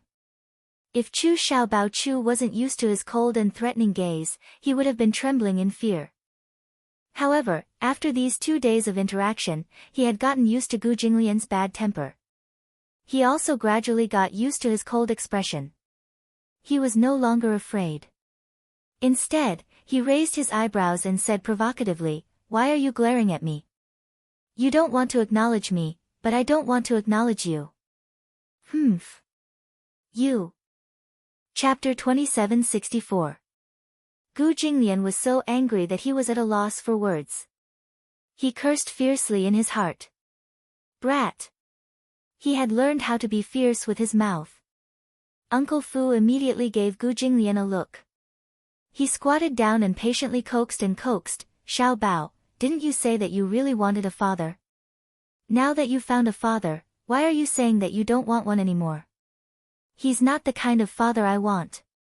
Xiao Bao said angrily, "Besides, not only does this uncle look fierce, he obviously doesn't like me at all. Why should I stick my warm buttocks to his cold face?" Pfft, stick my warm buttocks to his cold face. Uncle Fu couldn't help but be amused by Xiao Bao's innocent and amusing behavior. As Xiao Bao complained, he looked at Gu Jinglian with a resentful gaze, as if he was silently mocking him with his eyes. Gu Jinglian wasn't a good-natured person. He threatened, "If you look at me again, do you believe that I'll dig your eyeballs out?" Xiao Bao immediately pursed his lips and shrank back behind Uncle Fu. His 2 little hands grabbed the corner of Uncle Fu's shirt in fear. However, he relied on Uncle Fu's presence and was certain that Gu Jinglian wouldn't dare to do anything to him. He continued to provoke him, "Dig if you can." Humph. Big baddie. I won't be threatened by you. Xiao Bao is a brave man. I'm not afraid. Oh. Gu Jinglian smiled mischievously. He strode over to Uncle Fu and suddenly reached out. He grabbed Xiao Bao's collar and pulled him over. "Ah!" Chu Xiao Bao cried out in alarm. Before he could dodge, and before Uncle Fu could stop him, Gu Jinglian had already lifted him up. Coincidentally, Uncle Fu had specially bought a pair of suspenders for Xiao Bao today. Gu Jinglian's strength was frightening. With just a little bit of force, he grabbed his collar and lifted him up easily. Gu Jinglian looked straight at him. His eyes were cold and sharp, as if they were going to devour his soul. Chu Xiaobao swallowed nervously. However, he saw Gu Jinglian's lips curl into a cold smile. He said coldly, "Look at you. You're so arrogant. Do you really think I don't dare?" Chu Xiaobao's shoulders couldn't help but tremble. He didn't dare to struggle. He just bit his trembling lips tightly, and his eyes gradually moistened. He probably knew that he was afraid. He really thought that Gu Jinglian was a man of his word, and that he wasn't just bluffing. But even though he was afraid, so afraid that his whole body was trembling, Chu Xiaobao still pretended to be brave and clenched his fists. His teary eyes tried hard to widen as he stared at Gu Jinglian. Even though tears kept rolling in his eyes, he tried hard to force himself to not show any cowardly expression in front of Gu Jinglian. Instead, he pretended to be calm and said, "I'm not afraid. You're taller than me and stronger than me. You can bully me, and I can't beat you. But I won't beg you for mercy, and I won't be afraid. Because Mom said that Xiao Bao is the bravest child." After saying that, Chu Xiaobao clenched his fists even tighter. His expression was solemn as if he was facing death calmly. However, no matter how hard he tried to show how majestic his spirit was, his trembling voice still betrayed him in the end. "You're afraid," Gu Jinglian said lightly. Chapter 2765. Chu Xiaobao snorted coldly and flashed his clenched fists as if to show off his strength. "I'm not afraid. Didn't you say you were going to gouge out my eyes? Just do it. I won't beg for mercy, and I won't cry out in pain." "Oh." Gu Jinglian raised his eyebrows. Then, he moved his shoulders and raised his hands slightly. Unexpectedly, his simple action of raising his hand completely frightened Xiao Bao, who was on the verge of panic. He finally couldn't suppress the fear in his heart. He covered his eyes tightly with both hands and gritted his teeth. Tears of fear flowed continuously through the gaps between his fingers and rolled down his face. However, he gritted his teeth and tried hard not to cry out loud. His trembling shoulders silently betrayed the fear in his heart at that moment. Uncle Fu couldn't stand it anymore. He immediately walked forward and snatched the child from Gu Jinglian's hands. He was a little angry. "Old master, Xiao Bao is still young. You can't scare him like this. The child is so young. He can't be scared at all. Isn't he very stubborn?" Gu Jinglian disagreed. "Since he's my son, how can he be so pretentious?" "Old master," Uncle Fu said helplessly, "don't you feel sorry for Xiao Bao?" Gu Jinglian glanced at him. His gaze was unreadable. "Feel sorry for him?" Uncle Fu was about to say something, but on second thought, old master's reaction was only because he wasn't mentally prepared for his son. Men were different from women. A woman's latent maternal instincts would be immediately aroused by the birth of a child. However, men were different. Gu Jinglian was even more so. Since he was young, his concept of family was very weak. Moreover, he didn't have any feelings for this child. He was no different from a stranger. It was indeed ridiculous for him to immediately acknowledge this child from the bottom of his heart. His indifferent reaction couldn't be more normal. Uncle Fu asked seriously, "Old master, what do you plan to do with this child?" Gu Jinglian sized him up and said indifferently, "It's up to you." "In that case, can we keep Xiao Bao in the Gu family?" Uncle Fu's eyes lit up. Chu Xiaobao seemed to have understood something. His whole body trembled as he said, "I don't want to. Xiao Bao. I don't want to be with this uncle. He's a bad guy. He's not my father. He wants to dig out my eyes. He's a demon king. Great demon king." After Chu Xiaobao shouted herself hoarse from complaining, she could no longer hold back her grievances and sobbed, "I want to go home, I miss my mother, I want my mother. Woo-woo. I want to go home." Xiaobao, Chu Xiaobao didn't listen to any of Uncle Fu's kind words at all. He rubbed his eyes pitifully with his little hands and cried sadly. Actually, from the first time he met Gu Jinglian, Xiaobao liked this uncle from the bottom of his heart. At that time, Gu Jinglian took him to eat KFC. His heart was filled with anticipation. If such a handsome and nice uncle was his biological father, how happy would he be? Ever since he was born, he didn't have a father. His yearning for a father was definitely not a simple fantasy. However, a child's heart was delicate and extremely sensitive. During this period of time together, he deeply understood that this uncle didn't like him. Moreover, he really hated him. Chapter 2766. Chu Xiaobao felt wronged. He didn't want his father anymore. As long as he had his mother, that would be enough. Just as he lowered his head, sobbing and feeling extremely sad and lonely, his helpless appearance finally touched the only soft spot in Gu Jinglian's heart. He actually didn't want to acknowledge this child who appeared out of nowhere.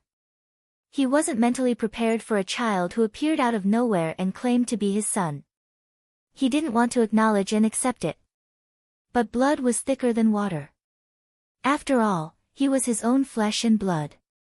Gu Jinglian wasn't cold to the point of being heartless, especially when he saw Xiaobao's teary eyes.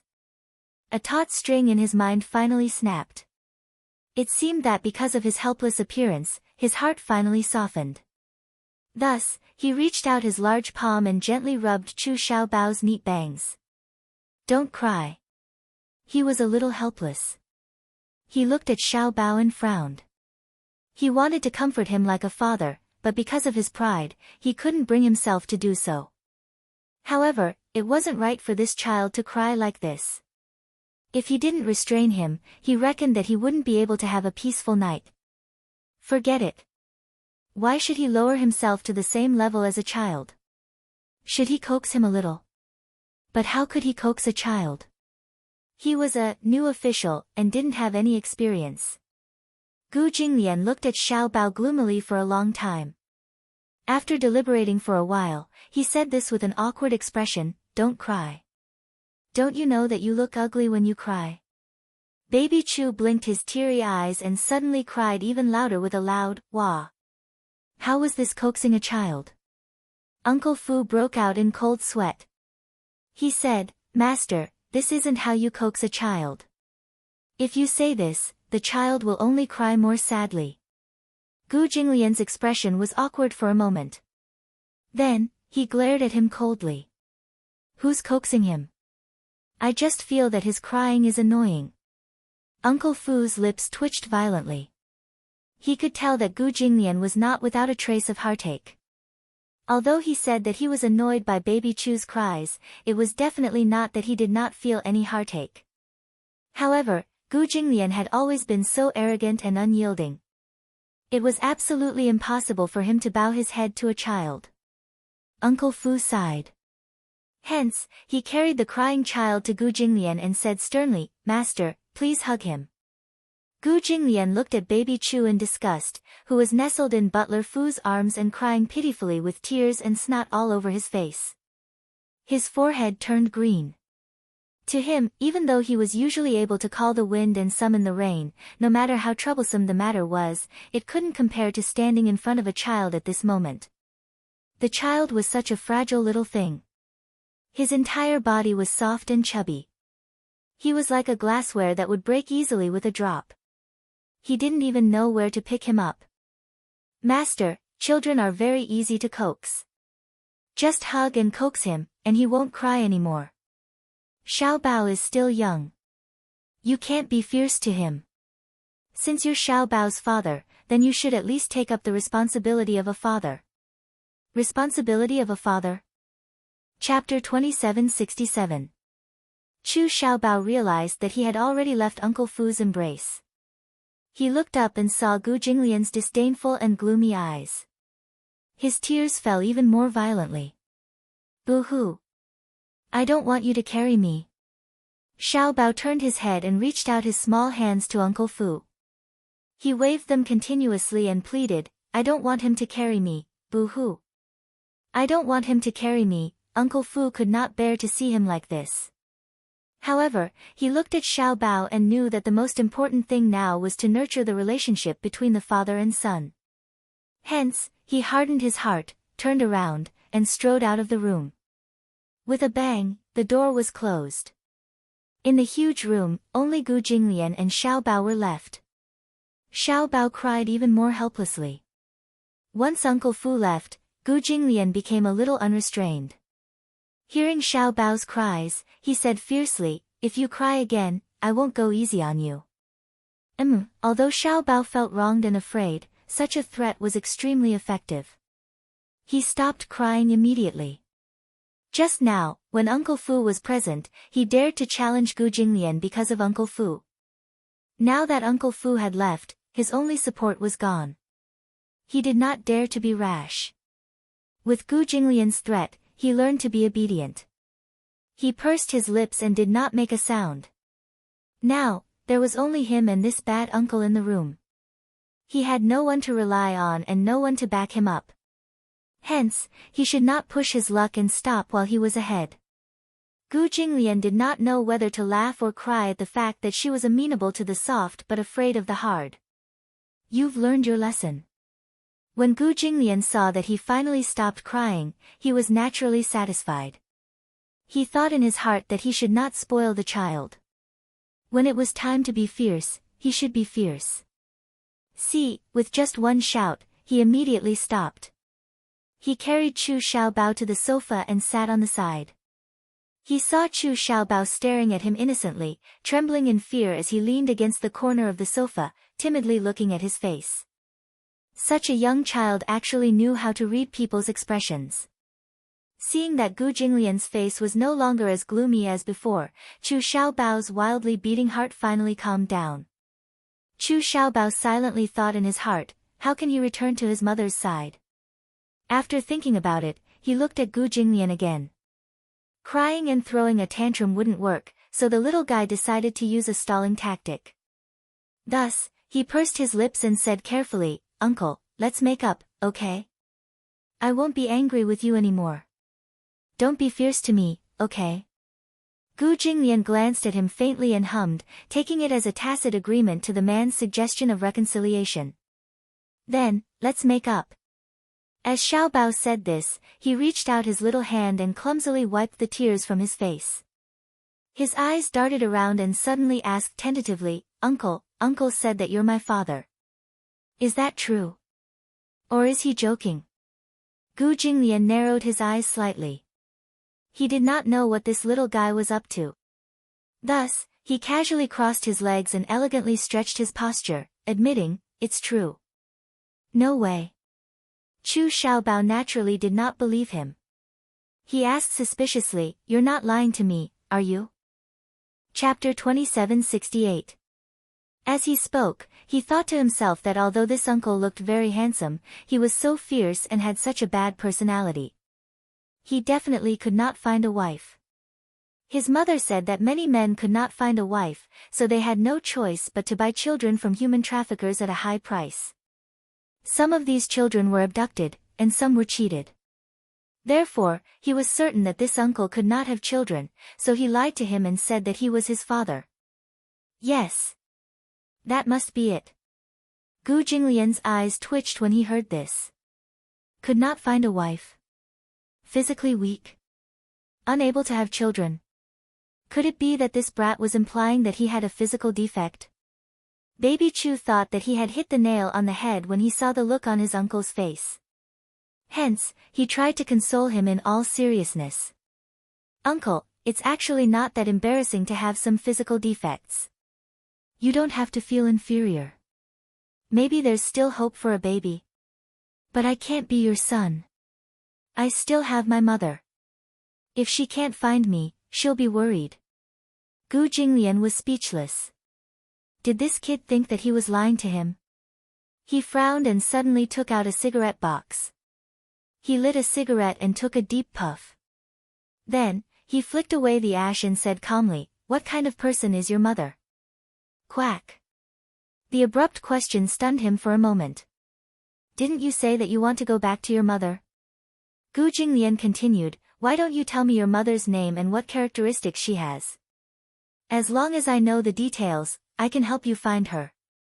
"Really?"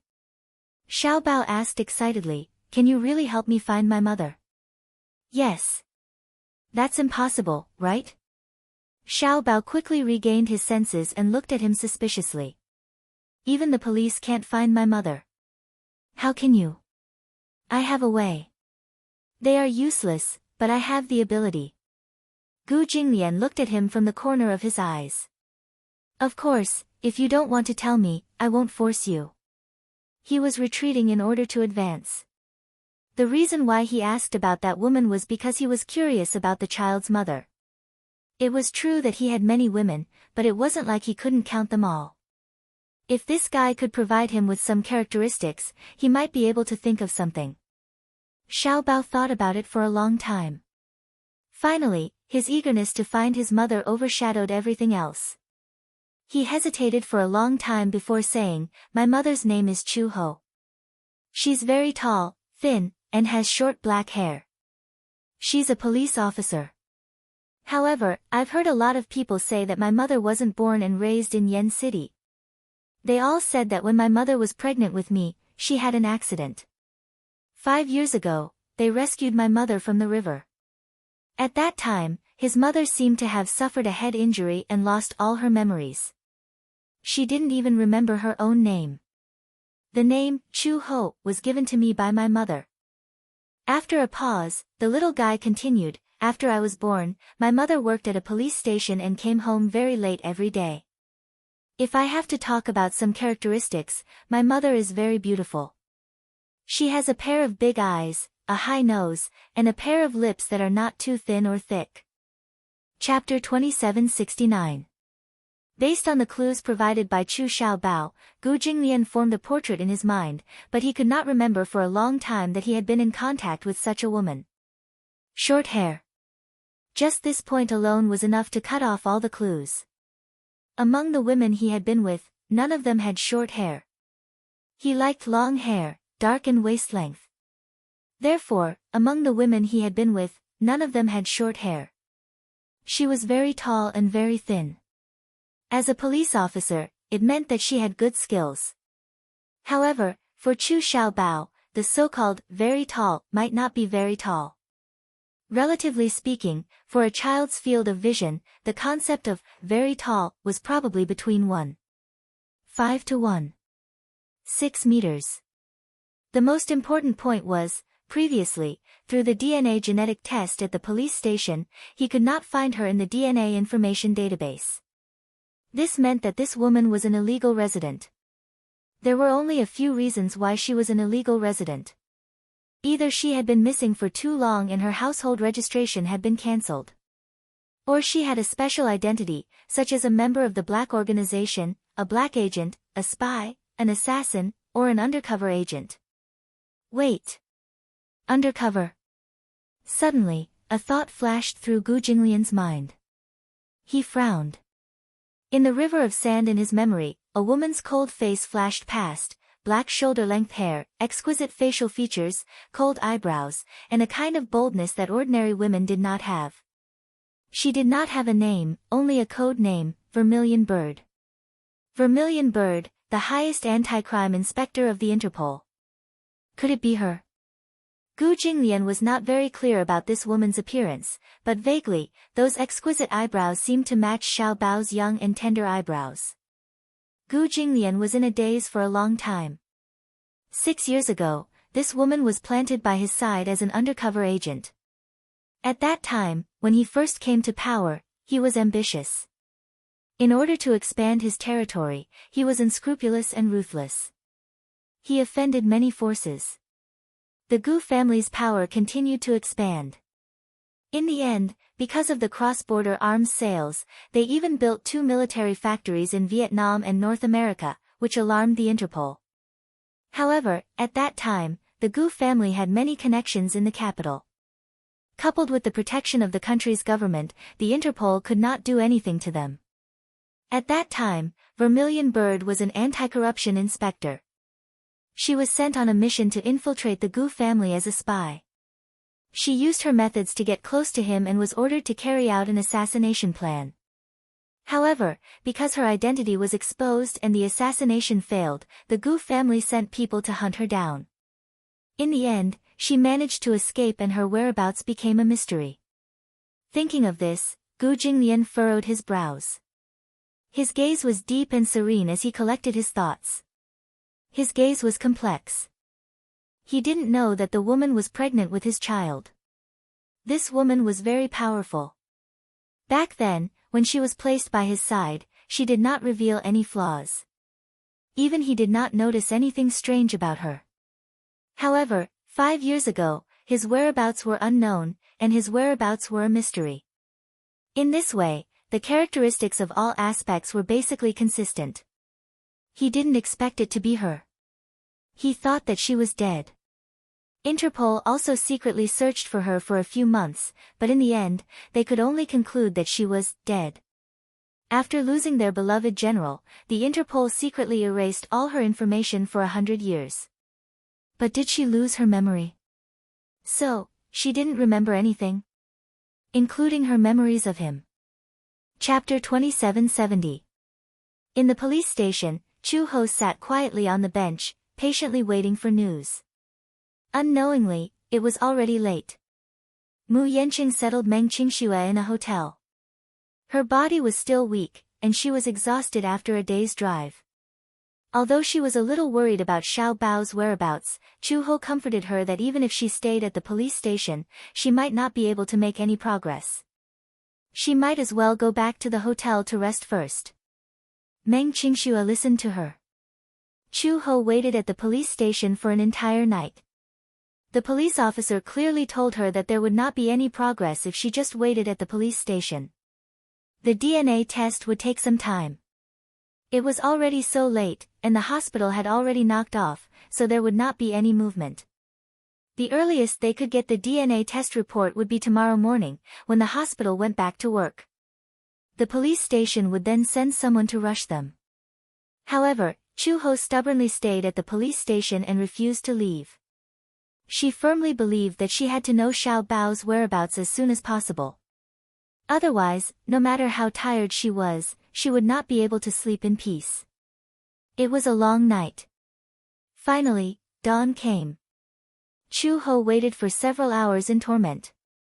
Finally, at 10:30 a.m., the hospital gave her a reply. The police officer brought her to the hospital and personally collected the report. When she held the report in her hand, Chu Ho looked at the words on the report, confirmed paternity. She finally could not control her surging emotions and her eyes turned red with excitement. It's Xiao Bao. He's still fine. He's still alive and well. Chu Ho was so excited that her shoulders trembled uncontrollably. She thought that he must have met with some mishap, but she had been controlling herself and did not dare to think of the worst. She was afraid that her words would really come true. However, when she learned that Xiao Bao was still alive and well, she was so surprised that she could not believe it. "Officer, have you seen this report?" Chu Ho handed the report to the police officer with a smile on her face. "Since it's confirmed that I'm related to that child, please bring me to him immediately." Strange. The police officer held the report and muttered with a strange expression. When Chu Ho heard this, she raised her eyebrows and asked in confusion, "What's strange about it? Is this child really your biological son?" The police officer raised his hand and rubbed his chin as he narrowed his eyes. "But I contacted the Shangguan Public Security Bureau yesterday, and they replied that the child was brought back by his biological father. Since you're the child's mother, then, what's the relationship between you and the child's father?" Generally speaking, no matter how abnormal the relationship between a child's mother and father was, a child's mother. In other words, even if they were divorced, the children's parents would still be able to communicate with each other. However, no matter how he looked at it, he felt that this woman's background was somewhat unusual. He bit her lip and said with some difficulty, Actually, I don't know who the child's biological father is. What? You don't know? The police officer was shocked. How is that possible? No matter how careless a woman was, she would still know who the father of her child was, right? Unless it was a one-night stand. After making love with a strange man, she accidentally got pregnant and gave birth to the child. It's true. Chapter 2771. After a pause, Chuhee added, later, I found out that I was pregnant, but I lost all my memories of who the child was, who the father was, and what my relationship with that man was. I can't remember even the slightest bit. You didn't try hard to remember. It's no use. Chu-ho shook her head, looking exhausted. I racked my brains, but I still couldn't remember. The doctor said that I lost my memory because my head was severely injured. There was a blood clot in my brain, and it had congealed into a blood clot that pressed on my nerves. In addition, subconsciously, I didn't want to recall that past. However, if the blood clot eventually disappeared, there was a possibility that I could regain my memory. The police officer said suspiciously, but the strange thing was that I couldn't find any information about you in the database. Even the Household Registration Center couldn't get your file. What kind of special identity did you have in the past? So special that all the networks couldn't find out who you were. Chu-ho said, I really don't remember. What my identity was, who I was, and what happened in the past, I don't care about it. As she said that, she walked in front of him and held his shoulders tightly. I just want to see my son right now. Didn't you say that as long as the DNA report confirms our parent-child relationship, you'll be able to bring me to him? The police officer was stunned for a moment, then nodded silently. Calm down, don't be agitated. Don't worry, the child is very safe. Come back to the police station with me later. I'll help you contact him and bring you to see him. Okay. Chu-ho smiled, and her expression finally relaxed. However, perhaps it was because she hadn't slept well for a few days, but Chu-ho's complexion was really bad. Her eyelids were dark, and her face was ashen. There was no color in her face. He couldn't help but worry. Do you want to have a good rest? You don't look well. No need. Chu-ho waved her hand. I'm fine. The police officer was kind. Madam Chu, if you ask me, your body is your own. You haven't slept for a few days, right? If this goes on, your body will be exhausted. Even if it's for the child, you have to take good care of your body. Chu-he sucked in a deep breath of cold air and turned around abruptly. Staring at him with bloodshot eyes, she asked, have you ever had a child? Do you know the pain of being separated from your own flesh and blood? She continued to push him. The police officer stared at her blankly. Chu-ho's shoulders heaved uncontrollably. Over the past few days, he had been scared witless, restless, and worried about Xiao Bao's whereabouts. Coupled with the fact that he hadn't slept for a few days and his physical exhaustion, he vented all of his frustrations. For the past 5 years, Xiao Bao has never left my side. He must be very scared and helpless right now. He must want to see me immediately. I miss him very much too. I'm very worried about him. No matter how much you emphasize to me that he's safe and not in danger, I also hope to appear in front of him in the next second to comfort him, protect him, and not let him be frightened. You're a police officer. What you have to do is to help me find the child immediately, not. Chu-ho's blood rushed to her heart. Halfway through her sentence, there was a destructive darkness in front of her, and her body swayed lightly. Chapter 2772. When Meng Qingxue heard the news, she rushed to the hospital with Mu Yancheng. When they reached the door of the ward, they pushed it open and rushed in. They saw Chu-ho lying sickly on the bed. Her face was pale and weak, and there was no sign of life. It was as if her body was already an empty shell. Meng Qingxue rushed to the bed anxiously, only to see Chu-ho lying on the bed. Even though she was unconscious, her brows were tightly knitted, as if she was immersed in great pain. The doctor was holding a clipboard by the bed and writing something silently. Meng Qingxue walked over and lowered her voice. She asked in a panic, "Doctor, what's wrong with her? Why does she look so weak? What's going on?" When the doctor heard this, he could not help but turn to look at them. After sizing them up for a while, he asked, "Are you the patient's family members?" "Yes." Meng Qingxue replied without thinking. The doctor nodded. 3 hours ago, the patient was sent to the hospital. After a checkup, we found that her body is very weak. Preliminary diagnosis is that she has not had good rest for a long time and is physically exhausted. Furthermore, she has very serious anemia. Moreover, after a brain CT scan, we found that there is a large blood clot in the patient's head that is pressing on the cranial nerves. Is it very serious? Meng Qingxue asked worriedly. As the patient's family member, don't you know about her physical condition? Her condition is very serious. She needs immediate surgery to drain the blood clot. The doctor was a little surprised. Meng Qingxue shook her head. I only know that she suffered a serious head injury due to an accident and lost all her memories. The patient has amnesia. Yes.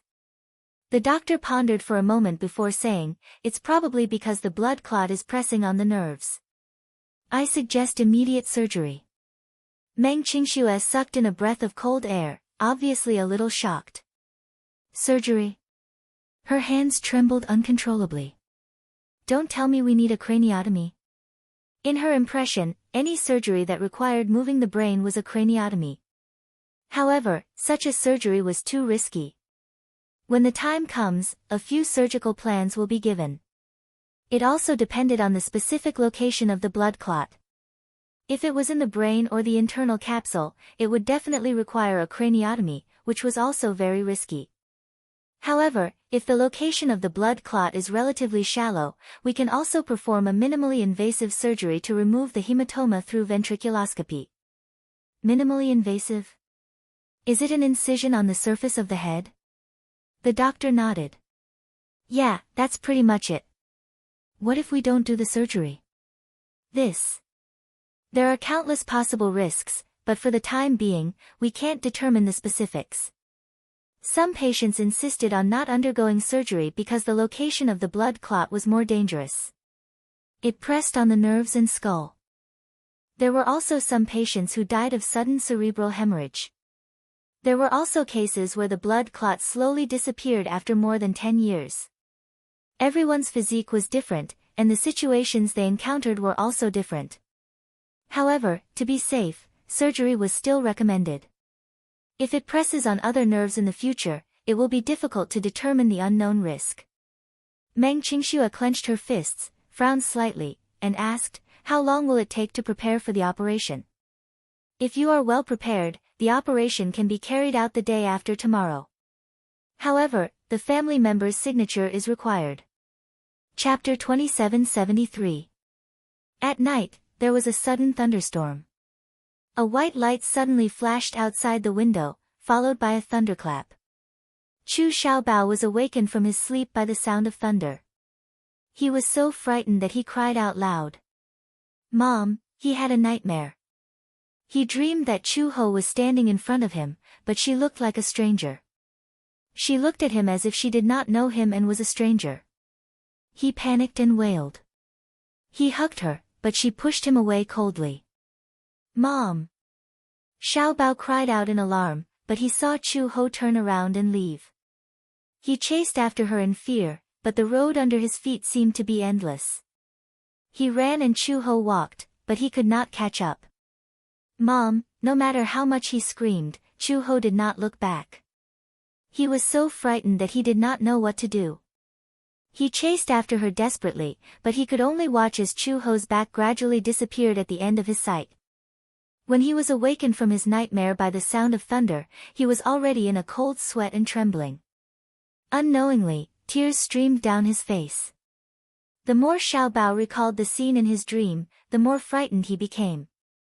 He rarely dreamed. Even if he did, he would forget everything in the dream when he woke up. However, this dream was extremely clear. Even when he woke up, it was still deeply engraved in his memory. Mom, Xiaobao cried sadly. The crying alarmed Gu Jinglian, who was reading in the study. He had the habit of reading before going to bed. When he heard the crying, he walked into the master bedroom and saw Xiaobao covering his eyes and crying bitterly. Why are you crying again? Gu Jinglian looked a little unhappy. Why was his son crying all day long? He looked so weak and frail. He was the blood of the Gu family after all. He did not inherit his courage at all. He was like a fragile glass doll. When should he bring him to gain experience? Gu Jinglian cursed silently in his heart. As soon as Chu Xiaobao saw him, he felt a great sense of security in his heart. He got up and threw himself at him. He didn't care that the two of them had an earth-shattering Cold War before. He threw himself into his arms without any scruples. Sob, sob, sob. Uncle, Mommy doesn't want me anymore. I can't catch up with her no matter how hard I try. She doesn't want me anymore. She just left me like this. When Gu Jinglian saw her throwing herself into his arms so recklessly, he felt as if a soft spot in his heart had been touched. He could not help but reach out his hand and gently stroke the back of his head as a form of consolation. Nightmares? Woo woo, Chu Xiaobao did not have the concept of a nightmare. He only knew that this dream had shattered all his hopes. Will Mom really abandon me? Why hasn't she come to find me after so long? Is she going to abandon Xiaobao? Gu Jinglian raised his eyebrows, but his voice unconsciously softened. No. Really? It's just a nightmare. Be good. Gu Jinglian stroked his hair and said, Go to sleep. Uncle, you won't abandon me, right? Xiaobao still looked at him uneasily. Gu Jinglian looked at him and was silent for a moment. Suddenly, he smiled and said, I won't. In this way, Xiaobao felt inexplicably relieved. He had just carried him to the bed and covered him with the blanket when his phone suddenly rang. Chapter 2774. What? We don't have enough manpower here. Young Master Gu, you see, trash. Gu Jinglian scolded and hung up the phone. Just as he was about to get up, he saw Xiaobao staring at him with tears in his eyes. Seeing that he was about to leave, he looked scared. Uncle, where are you going? Are you going to leave me behind too? Gu Jinglian frowned. Suddenly, he thought of something and his lips curled into a cold arc. Didn't he want to train his courage? Wasn't this the best time? Moroga Casino, the biggest casino under the Gu family. Now, there was a boiling cauldron of voices and the scene was chaotic. There were cheers and curses mixed in, and the mood was high. This was the biggest gambling den in the capital, and also the only casino in the capital that was not controlled by the government. It had always been controlled by the Gu family's Vermilion Bird Hall, and was also the territory of the Gu family's power. At this moment, in the middle of the hall, two groups of people were fighting with their weapons. Flesh and blood flew everywhere, accompanied by angry curses and roars, and the scene was chaotic. The gamblers were all crowded on the second floor in fear. Some people were injured because of the fierce conflict, but because of the chaos, they could not get out for a while. They had no choice but to cover their wounds and watch in a panic in front of the railing. Some people were already so scared that their legs were weak.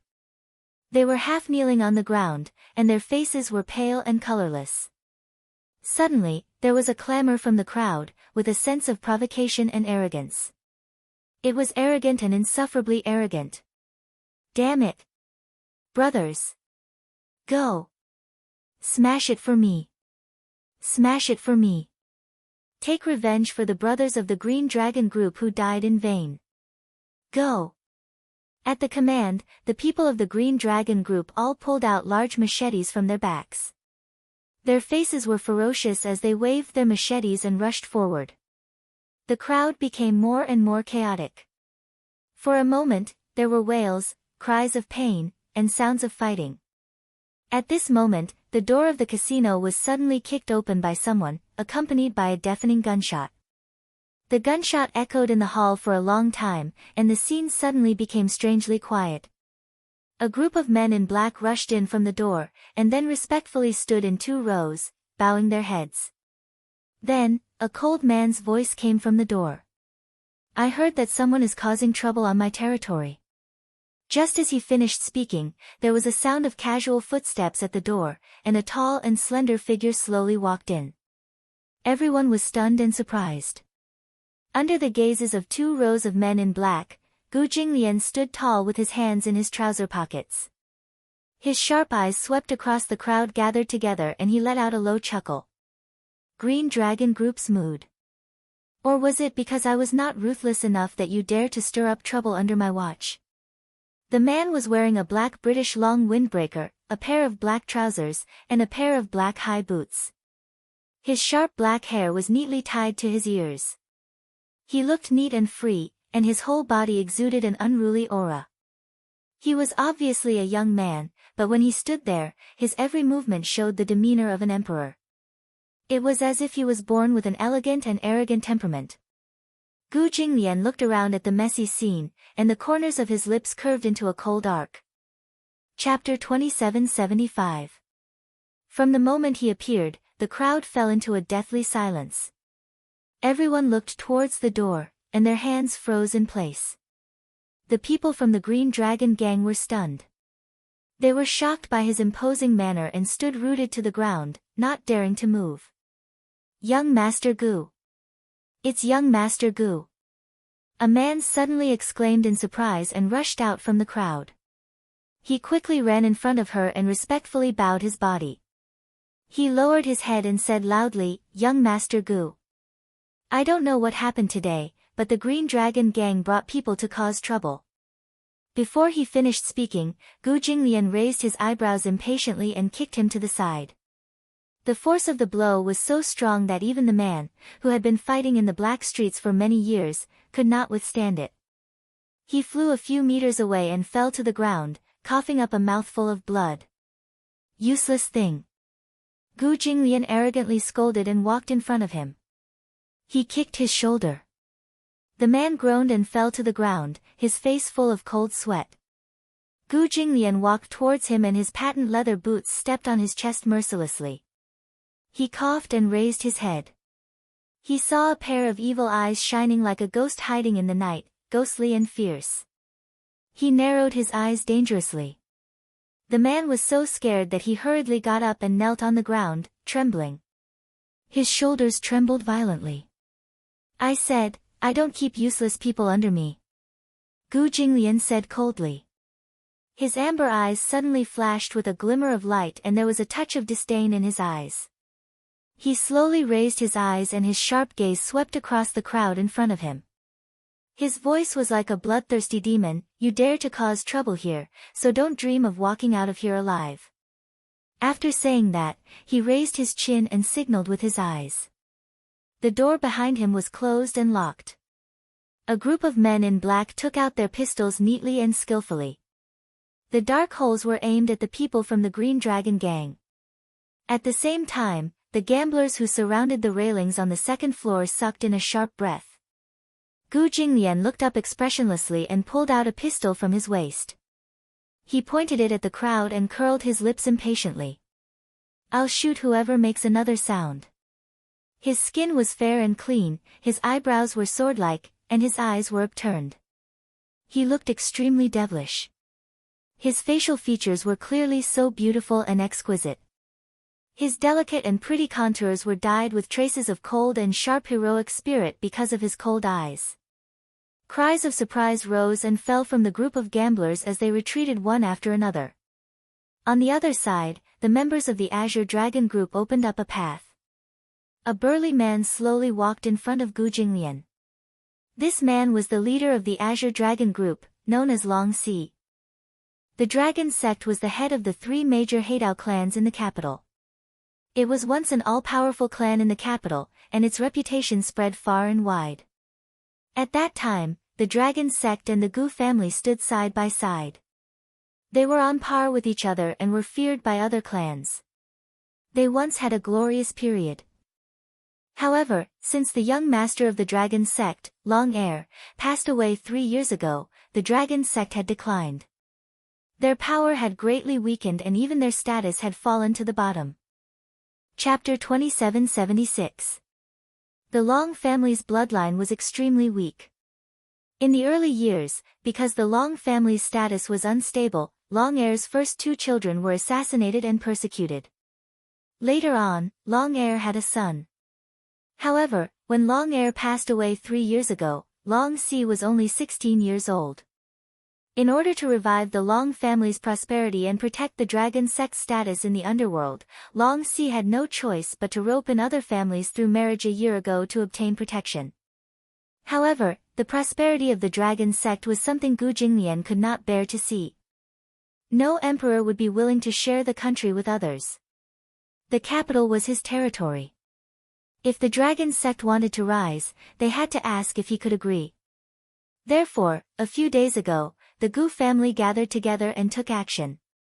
In less than 3 days, they wiped out the casino and Jiangnan clubhouse that the dragon sect controlled. The dragon sect's vitality was greatly damaged. The Jiangnan clubhouse was the dragon sect's largest gathering place. On that night, the dragon sect's glorious history became a thing of the past.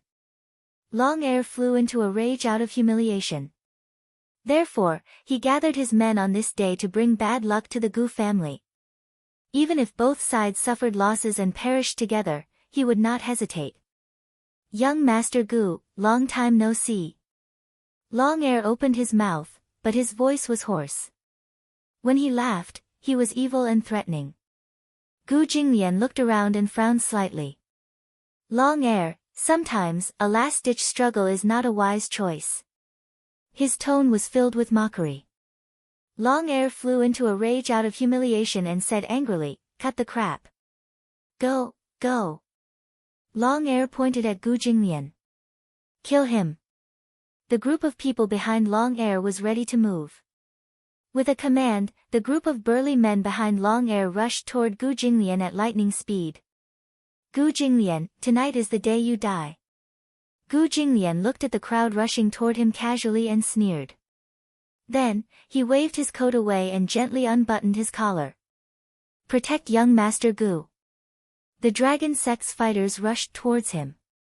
The man in the lead had a body of terrifying muscles, especially the bulging muscles on his arms.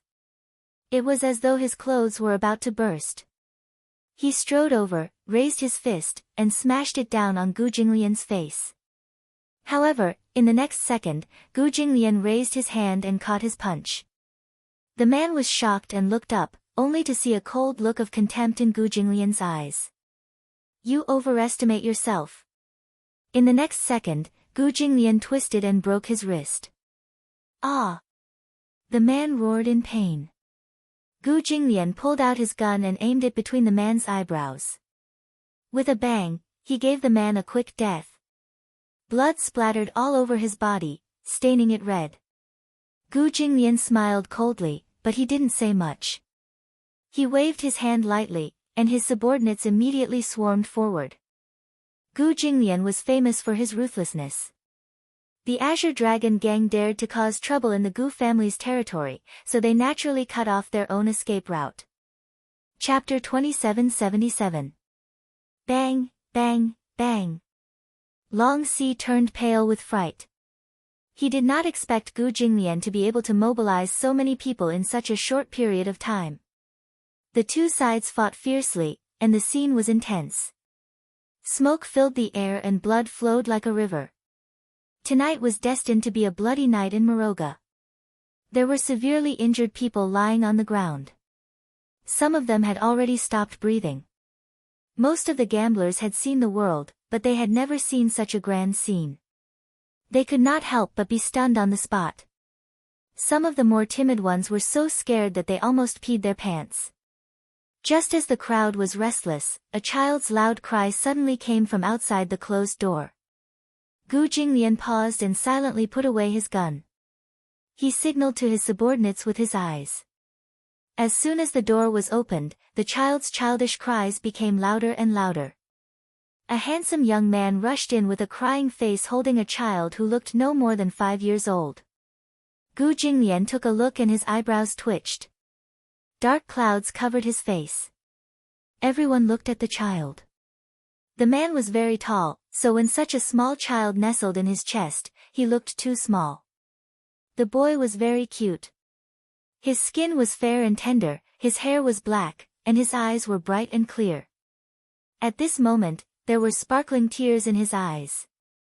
However, this child was not as soft and weak as she looked. At this moment, she had a fierce expression as she bared her fangs and brandished her claws, tearing at the man's face and hair. She kicked and kicked at the man's arms with her little feet as she cried loudly. The man was called Maman, and he was one of Gu Jinglian's most trusted subordinates. Now, such a fierce man was carrying such a small child. It was a little out of place. He held up the little child's hands in front of Gu Jinglian as if he was presenting a treasure. "Boss, the young master has been crying non-stop. I can't coax him no matter how hard I try."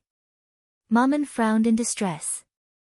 Before he could say anything, Chu Xiaobao in his arms pouted his cherry-red lips and cried out twice.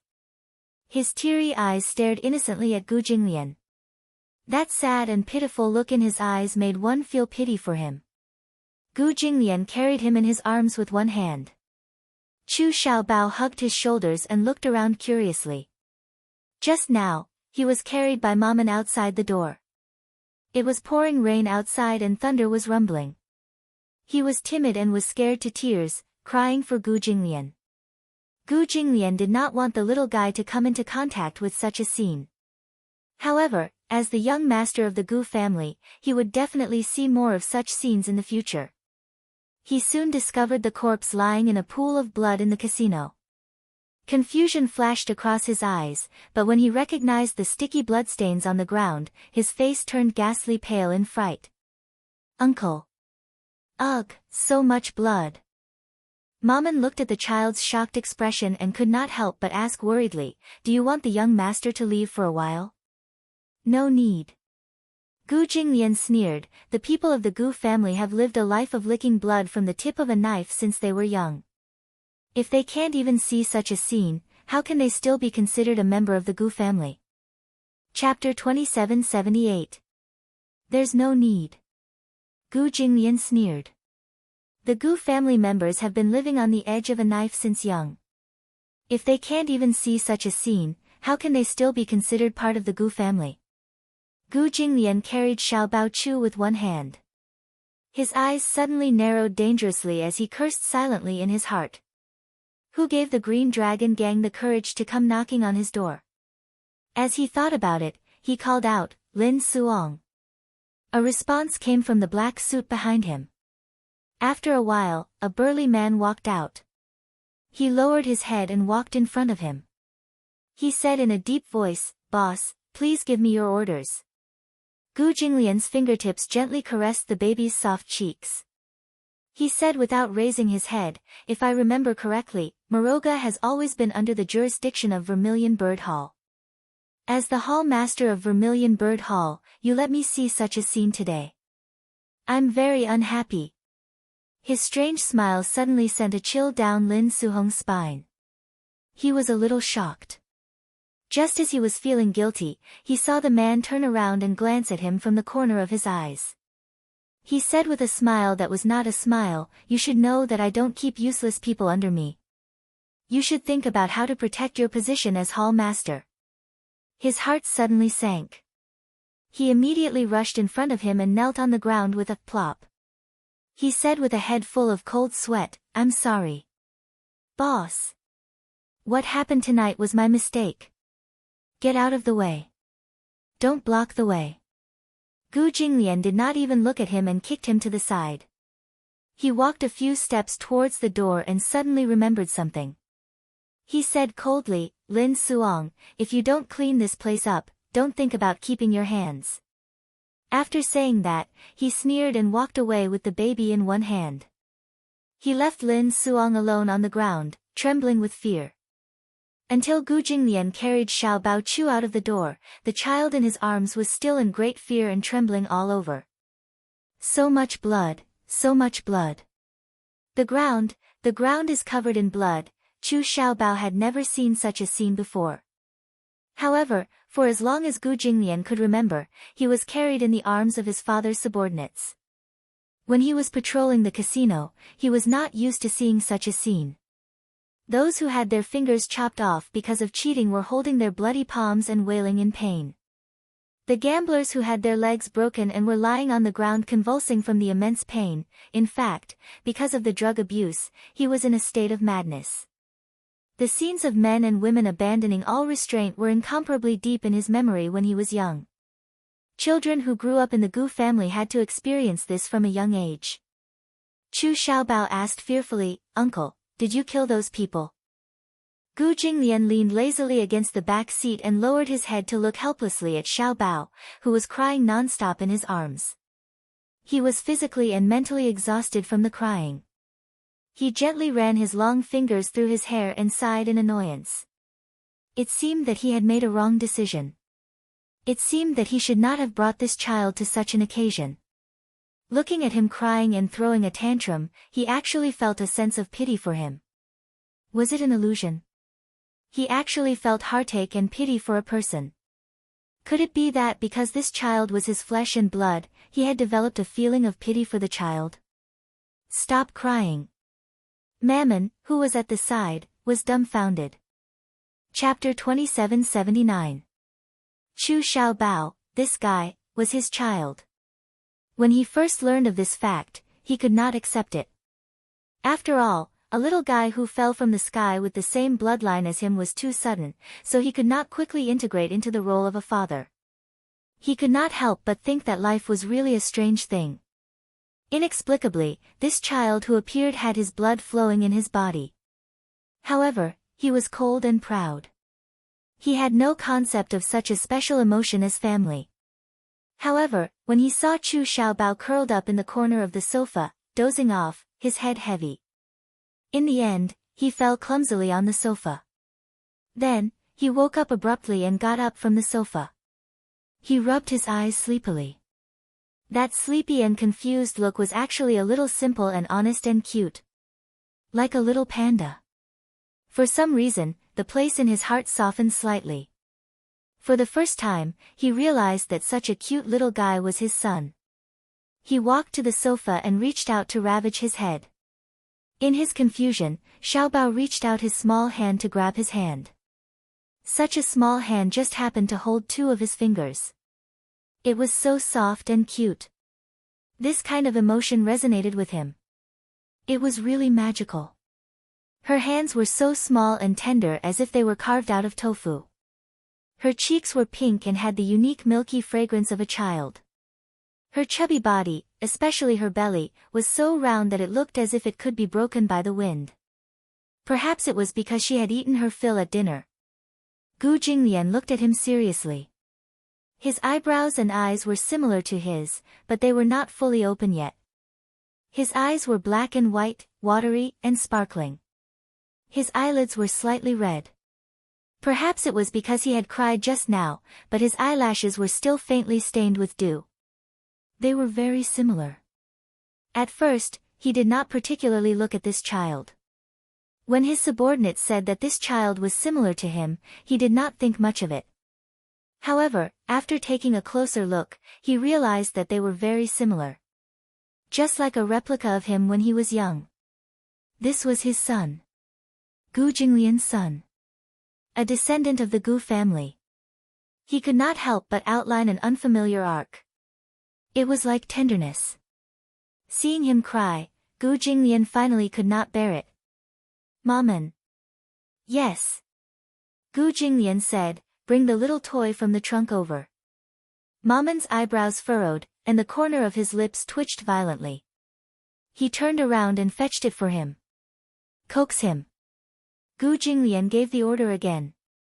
The corner of Maman's lips twitched again. If he was asked to climb a mountain of blades or dive into a sea of fire, he would not hesitate at all. However, wasn't it too much to coax a child? However, despite his misgivings, he still obeyed Gu Jinglian's orders. Shaking the doll in his hand, Mammon coaxed and lied to the baby in Gu Jinglian's arms. His voice was as gentle as it could be. "Little master, look at what this is." "Cute." The subordinate standing beside Maman actually wanted to say that the anime seemed to have been outdated a long time ago. Gu Jinglian rubbed his head.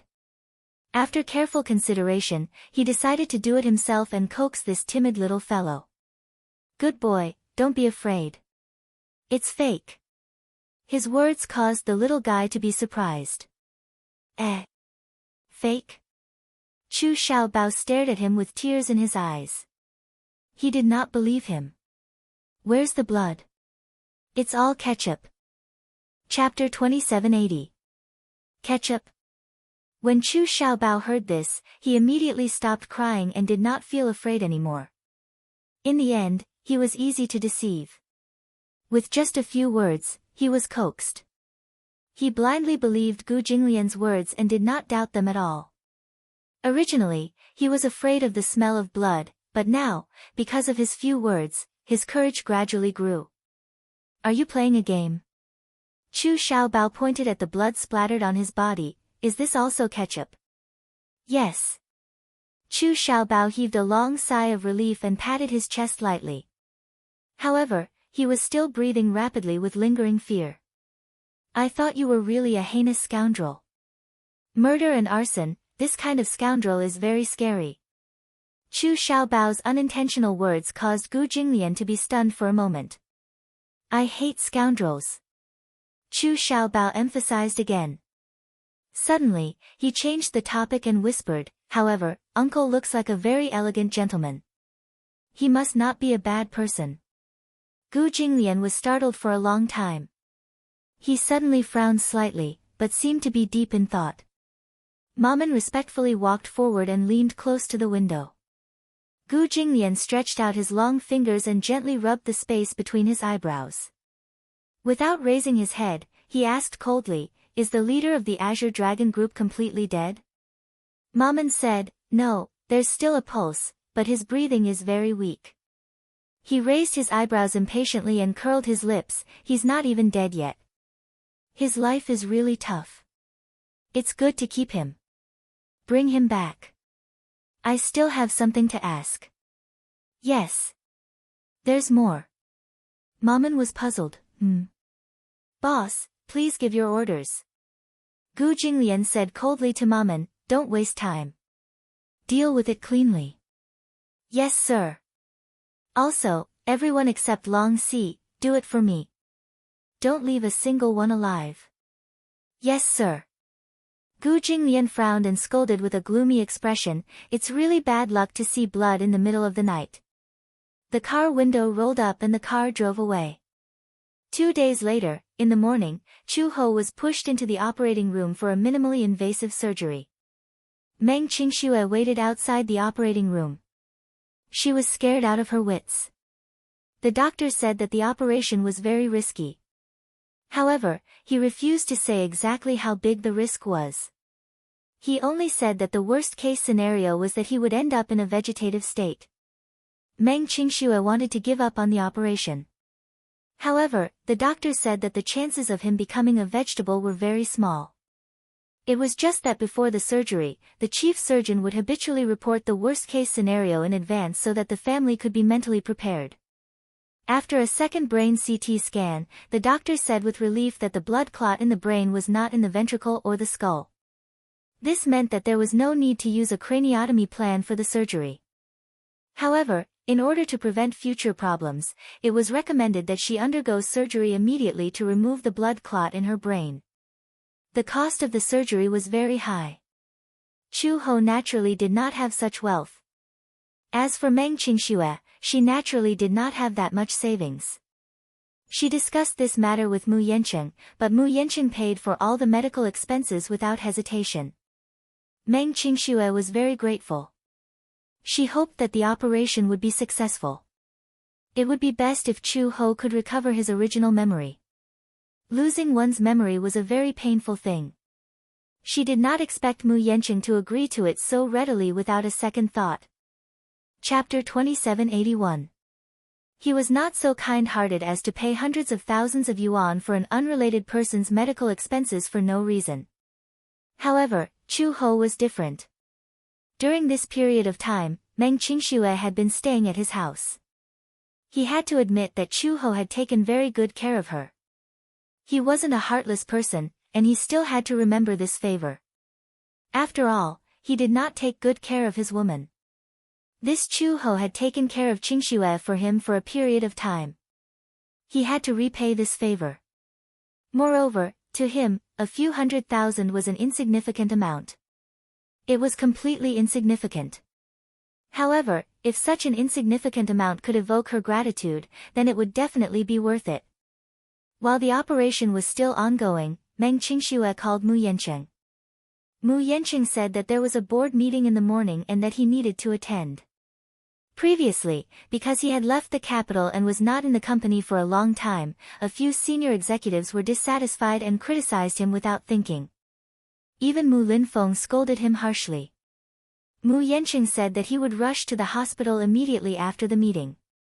Meng Qingxue hung up the phone, but she felt an inexplicable feeling. Mu Yanqing seemed to be treating her differently than before. In the past, when she called him, he would never pick up when he was busy, let alone when he was in a meeting. Even if he was free, he would not immediately think of coming to her side to accompany her. Just now, he said over the phone that he would come to the hospital to accompany her after the meeting. He had changed. He seemed to be gentler, more considerate, and more affectionate toward her than before. She could not get used to this Mu Yanqing in such a short time. Meng Qingxue could not help but think mockingly, could it be that he only feels that he should cherish something when he loses it? She looked up at the lights above the operating theater. The doctor said that the operation would probably last until the afternoon. As it was a relatively major and complicated operation, the process was relatively long. Meng Qingxue looked at the time. It was almost noon and her stomach was a little hungry. Hence, she planned to go to the snack bar to buy some bread and yogurt to fill her stomach. As she was worried about Chu-ho, she was not in the mood to go to a restaurant. Meng Qingxue walked to the snack bar, bought some bread and water, and turned to enter the elevator. When she returned to the entrance of the operating theater, she was surprised to see a woman sitting on a bench outside with her arms crossed with an arrogant expression. She was surrounded by several tall men in suits. Meng Qingxue was stunned. She thought that she had gone in the wrong direction. However, when she got closer, the woman sitting on the bench also noticed her. She raised her head, and on her face with light makeup, her eyes were extremely sharp and domineering. "You are..." Meng Qingxue did not know her and had never seen her before. However, when she spoke, the woman sneered and said coldly, "So, Meng Qingxue, looks like this? I thought you were as beautiful as a fairy. Now that I've seen it with my own eyes, that's all there is to it." The moment she opened her mouth, Meng Qingxue was taken aback. It was as if a taut string in her head had snapped. She frowned and uttered the name she had suspected. "Are you Song Enya?" "Oh." Song Enya raised a brow in surprise. "You know me." Chapter 2782. That name is like thunder to my ears. Meng Qingxue curled her lips and asked bluntly, "What are you doing here?" "What am I doing?" Song Enya was so angry that she laughed. She found the other's question extremely laughable. Her gaze was fixed on the other's stomach as she said fiercely, "Meng Qingxue, since you know who I am, not only do you not show any sense of shame, you even ask me who I am as if it's a matter of course. I'm Mu Yanqing's fiancée and the future young mistress of the Mu group. We're officially married. What about you? I don't know where this wild vixen came from, but you're delusional enough to snatch my man. Are you even worthy? Mu Yanqing is my fiancé and future husband. Who do you think you are? Wild vixen." Meng Qingxue burst into laughter when she heard this term. "Song Enya, how can you be so smug? Strictly speaking, you're the real third party, right? Yanqing and I have been dating for 3 years, and our relationship is stable. I don't know what tricks you used to force him to marry you for no reason. Yanqing loves me, not you." Song Enya sneered. "Oh. Since you keep saying that Yanqing loves you, why would he rather marry me than give you a status?" Meng Qingshue's words hit the nail on the head and she was at a loss for words. There was a boom. As if she had been struck by lightning, she could not move at all. This was an irrefutable fact. Yes. Mu Yanqing kept telling her how much he cared about her, but he was unwilling to marry her. However, no matter how much he detested Song Enya, she was still his legitimate fiancée. She bit her lip tightly as her face turned pale. She did not know how to refute this. Song Enya continued aggressively, no matter how unwilling you are to admit this matter, the truth is still the truth. Do you think Mu Yanqing loves you that much? Or do you think that binding you to my side is just because I covet your youth? I admit that you do have some beauty, and Yanchen has taken a fancy to this. He wants to possess you and squander your beautiful youth, but he's unwilling to give you a home. He wants to possess you without restraint, but he's not even willing to give you a status. Don't tell me you really think that this is what love is. He said he loved you, but he wasn't willing to give up his wealth for you. Do you know why Yanqing agreed to marry me? Because with my ability, I can give him everything he wants, power, prestige, and status. Is this something you can afford to give me? Not only can you not afford it, but for you, he might even have to give up his wealth. Right now, the only reason he didn't change his mind was that he hadn't had enough fun yet. When he's tired of you, you'll be nothing more than a withered flower. Shut up. Meng Qingxue couldn't take it anymore. She interrupted her and sneered, so? You traveled thousands of miles to find me, just to show off your prowess? I won't fall for that. Withered flower? How could this woman's mouth be so vicious? Ha ha. Song Enya sized her up before her gaze slowly moved down and finally landed on her flat belly. She suddenly mocked, oh, how could I forget that you're pregnant? Why? Did Yanqing ask you to give birth to this child? Didn't he ask you to abort it? Chapter 2783. Tisk, tsk, tsk. Song Enya shook her head mockingly. If this child is really Yanqing's, it should be very beautiful. However, it's a pity that the mother is disappointing. This child is destined to be a bastard from the moment it's born. You. Meng Qingxue sneered and retorted, it's not up to you to judge whether it's a bastard or not. I'm just telling the truth. As Song Enya spoke, she stroked her lower abdomen meaningfully and smiled. It's also an unborn child. My child is destined to be doted on the moment it's born. What about the child in your stomach? It's a bastard from the moment it's born. It's destined to have no status for the rest of its life. Even if Yanqing brings the child back to the Mu family out of consideration for their relationship, it will be suppressed by my child for the rest of its life. Ha! Meng Qingshue's face turned pale. Her actions made it seem as if she was already pregnant. She exuded an extremely dazzling motherly glow from head to toe. Even though she knew very well that Song Enya was deliberately faking it. However, she really did not know that Song Enya was pregnant. She looked at Song Enya's lower abdomen suspiciously. It was also flat. If she was pregnant, it was probably not too long ago. You're pregnant? Meng Qingxue was in disbelief. Seeing her puzzled expression, Song Enya's lips curled into a smug smile as she said frankly, yes. I'm pregnant with Yanqing's child. Meng Qingshue's face turned pale. Song Enya became even more smug when she saw this. She snorted coldly and said, judging from your expression, you seem very surprised. Why? Yanqing didn't tell you about this, did he?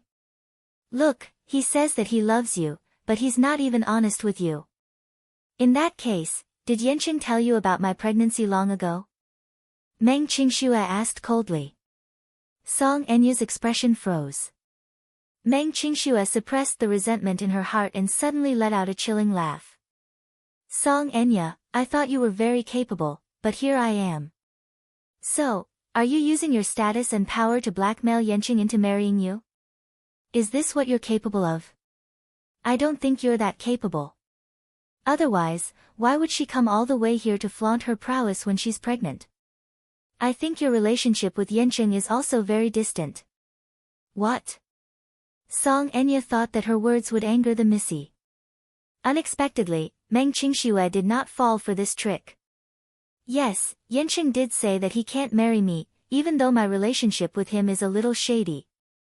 But, I'm willing to do it. Meng Qingxue paused for a moment and then sneered. Who's the one suppressing who? Song Enya, do you think you're so glorious now that you'll be able to make a comeback? With the passage of time, she was nothing more than a withered flower. At the end of the day, what else do you have other than your own superiority? But I'm different from you. Yancheng really likes to Yancheng. Otherwise, he wouldn't have personally come to Yen City to persuade me to come back. What? You? Meng Qingxue, you're really shameless. Song Enya was furious. Chapter 2784. As for status, those things are indeed very important. However, what I can't have now doesn't mean that I can't have it in the future. Have you heard of a third party ascending to the top? Song Enya, let's wait and see. I swear that I'll take back everything that originally belonged to me. His heart, his body, I want all of it. Along with my status. Together. If you have the guts, destroy me. Otherwise, I'll take back everything that you have now. You. Song Enya was furious. With nowhere to vent her anger, she bit her lip hard and clenched her fists. Then, with a sinister smile, she said coldly, all of you, go. Teach this shameless B***tch a lesson. Let her know what it means by saying that trouble comes from a loose tongue. As soon as she finished speaking, the bodyguards behind her closed in on Meng Qingxue, eyeing her covetously. Meng Qingxue, however, did not show the slightest bit of fear. Instead, she calmly watched as they closed in and surrounded her. The next second, Mu Yancheng's cold voice came from behind. All of you, stop it. Song Enya was stunned. When she came back to her senses, she looked in the direction of the voice and saw Mu Yancheng walking toward Meng Qingxue. When he reached her side, he stopped in his tracks and raised his leg to kick the bodyguard who was about to make a move on Meng Qingxue. Get lost. The bodyguard did not lose his temper at all and dodged to the side dejectedly. No one would dare to go against the person with the highest authority in the Mu family. Mu Yancheng. Why is he here? She had found out that Meng Qingxue was in this hospital earlier, so she came here with her men. She wanted to take advantage of Mu Yancheng's return to the Mu group for a board meeting to show her who was boss. Yancheng. Song Enya was flustered and exasperated. I was wondering why I didn't see you these few days. It turns out that you've been with this B***tch all this time. Have you forgotten about our marriage agreement? Who is this woman? You're not even married yet, and you're already flirting with other women. Mu Yancheng, let's see how you're going to explain this to me. She spoke in a righteous manner, as if she was a first wife who had caught an adulterer in the act. The man swept a cold glance at her and sneered. Song Enya, we're not married yet. There wasn't even an engagement. Don't talk to me in such a tone. You don't have the qualifications to do that. You. Song Enya sneered in anger. Are you speaking up for this wild woman? Don't forget that I'm your legitimate fiancé. And she. Shut up. Mu Yancheng was obviously protecting Meng Qingxue, and his tone towards Song Enya was extremely nasty. Song Enya's heart ached even more when she saw this. When Meng Qingxue saw him, she immediately hugged him aggrievedly. Burying her head in his chest, she sobbed, Yancheng, you're here. You came at the right time. If you came one step later, I'm afraid I won't be able to keep the child in my stomach. You know what? She said, I'm a wild vixen, you're playing with my feelings. She even said that the child in my stomach was a bastard and that it would be a bastard the moment it was born. But I don't understand. If this child is a bastard, then as the child's father, wouldn't she be insulting you? I couldn't stand it, so I retorted a few times.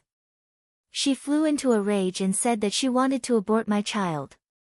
I was so scared. She pretended to be weak and helpless. Mu Yanqing's heart ached when he saw this. Chapter 2785. This B***TCH really knows how to sow discord. When did she say that she wanted to get rid of the child in her womb? Bastard child. When Mu Yanqing heard this, he laughed out of anger. He glanced coldly at Song Enya and said without thinking, if Qingxue is pregnant with a bastard child, then what about the one in your womb? At the very least, the child in her womb was personally conceived by me. Let me tell you, I admit to this child. Furthermore, I'll take good care of it. As for the child in your womb, I've never touched you. What dirty and despicable means did you use to conceive it? You know very well in your heart. What? Meng Qingxue seized the opportunity to ask. She said that the child in her womb is yours. Why? Isn't it yours? The child is mine. But I've never touched her. Mu Yanqing said coldly, as for how the child came about, she knows very well in her heart. Mu Yanqing. Song Enya could not take it anymore and questioned hysterically, must you stand on her side and defend her? Mu Yanqing, do you have a conscience? I'm pregnant with your child, too. No matter how this child came about, it's still your flesh and blood and has your blood flowing in it. How can you be so cruel and heartless? Cruel and heartless? Mu Yanqing sneered. Song Enya, don't make it sound so dignified. It's as if I have to marry you. You have to know that if you hadn't used such despicable means, I wouldn't have taken a liking to a filthy woman like you. I'm warning you, don't play any more tricks. Otherwise, don't blame me for being rude to you. You. She could not refute his coldness. She could not help but clench her fists so hard that her sharp nails almost dug into her palms. She sucked in a few breaths of cold air and suddenly said fiercely, Mu Yanqing, you win. Just you wait and see. With that, the Missy stormed off in a huff. The bodyguards behind her exchanged glances before hurrying after her and soon disappeared from their sight. It was only after Song Enya left that Meng Qingxue regained her cool demeanor. She pushed him away unhappily and walked to the side with an awkward look on her face. Mu Yanqing walked over and held her shoulders. Straightening her body, he asked patiently, what's wrong? Did she make you angry? What else? Meng Qingxue smiled faintly. Mu Yanqing, you're really amazing. Do you think it's still ancient times? Do they still practice polygamy? Today, there was Song Enya, tomorrow, there would be another Li Enya. What should I do? I don't even have a status. Do I deserve to be trampled under their feet? Don't overthink it. However, Meng Qingxue did not listen to his superficial words. Instead, she asked, is the child in her stomach yours? Mu Yanqing was stunned for a moment before he nodded. Yes. Meng Qingxue clenched her fists and hit him hard. How could you do this? Mu Yanqing immediately grabbed her punching hands and explained, Qingxue, things aren't what you think. Didn't I say just now that I didn't lay a finger on her? Chapter 2786. She stole someone else's sperm to conceive that child. Mu Yanqing interrupted her. Meng Qingxue widened her eyes in shock. What? You should know that I have a second brother. Mu Yanqing decided to come clean with her about this matter. Song Enya is in love with my second brother and wants to marry him wholeheartedly. This woman's abacus was extremely shrewd. How did she do it? Behind everyone's back, she secretly stole Mu Yaja's sperm from the Mu family's sperm bank and went to America for artificial insemination. After that, just as she wished, she successfully got pregnant. But no matter how good she is at scheming, how can she scheme against that second brother of mine? Mu Yaja secretly did something behind her back and destroyed his sperm from the bank long ago. Song Enya used my sperm to conceive the child. What? Meng Qingxue turned pale with fright.